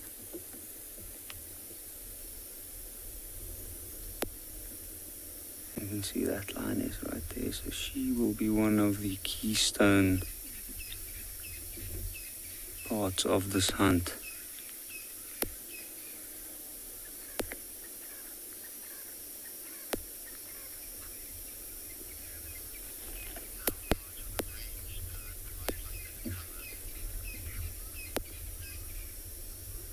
Sean, how large of a range? That is a massive area. And it differs from every pride to every pride. In their case, Ngala's about 14,700 hectares, and they certainly cover almost all of it. And they also move well into the Manyeleti as well as the properties on the western side as well. So these lines certainly do cover big distances. That's why we haven't seen them for the past 4 or 5 days.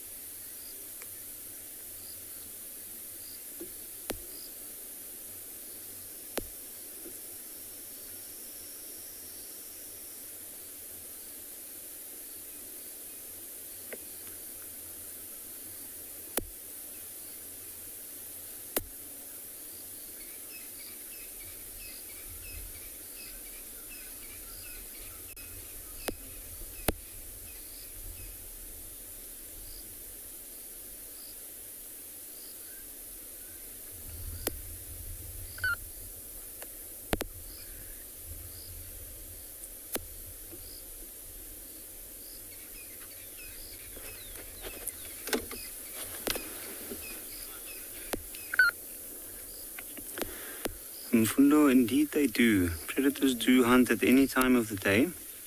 They're opportunistic. So whatever they can find, whenever they can find it, they will go for that. But they are certainly, in the case of lions, more active after dark. But I think for now, they might just sit here for a while. It looks like they've lost interest in whatever they saw, so they're probably going to have to reposition and wait for something else to come along.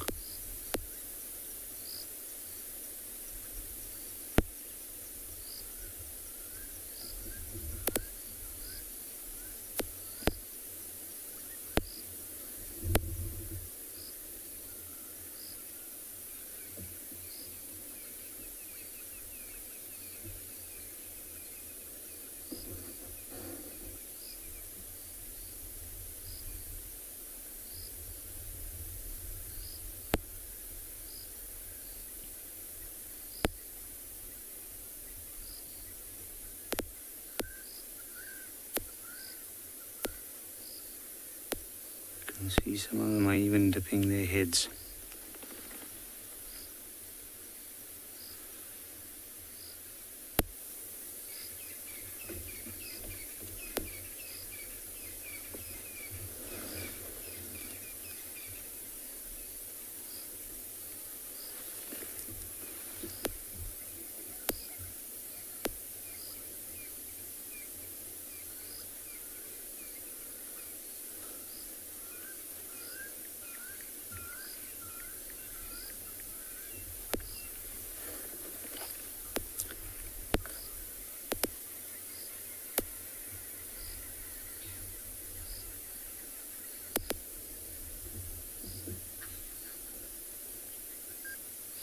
So we'll sit here and wait a little while longer to see what happens.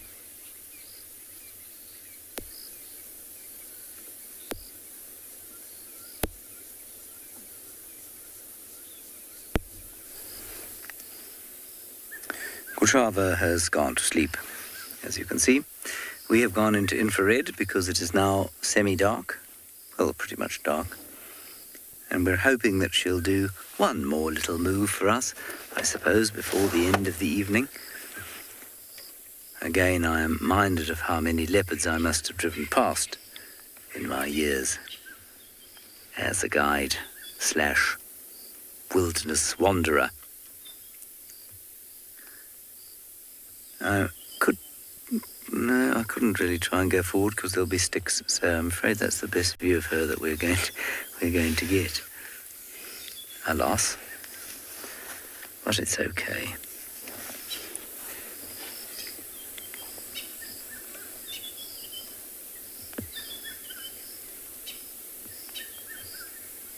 Cuckoo continues to scream, or sing, it's not really screaming. A couple of francolins doing their last forage, and my favourite, the white-browed scrub robin. Hippos.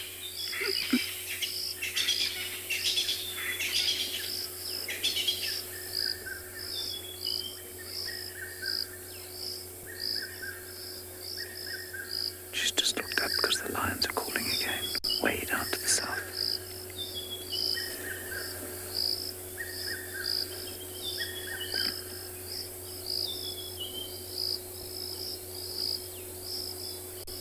Lots of different species of cricket. Perhaps playing a funeral dirge for their colleague who was devoured by the community nest spiders.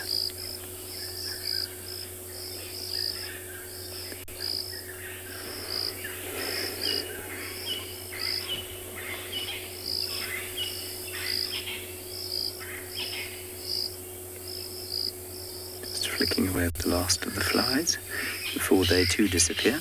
I don't know where flies go at night, but round about now they just kind of stop bugging you.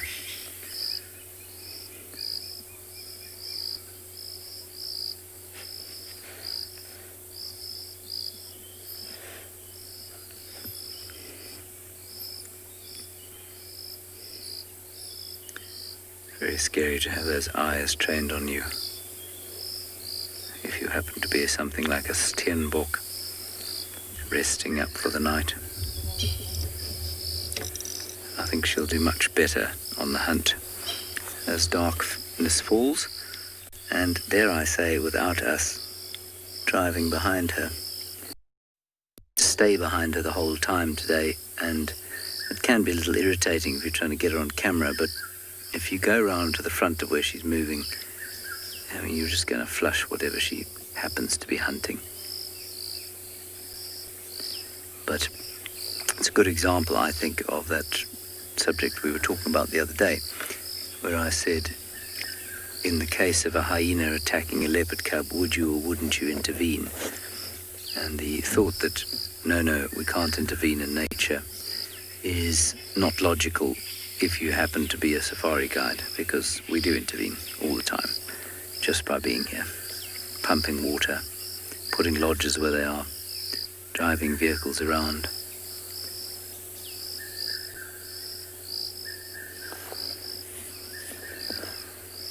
So much as we like to pretend we're just observers out here, we need to accept we definitely affect the ecology. Not necessarily badly at all, but we definitely affect it.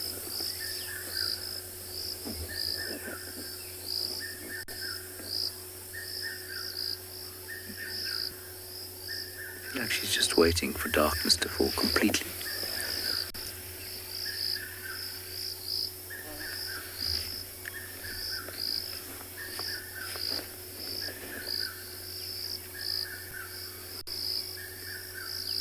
Maybe it's the mosquitoes that are now buzzing around her ears. Nothing more irritating when you're trying to have a snooze. A beastly mosquito.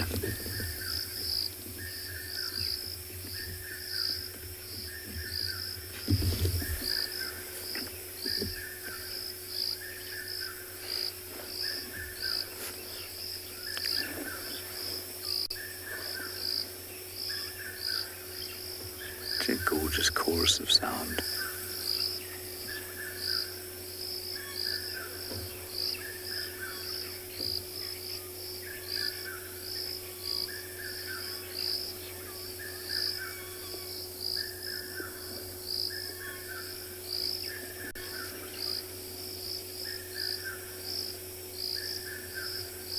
Hopefully we'll see her son sometime soon. Don't know where he is. Tristan saw him recently, but I haven't seen him for some time.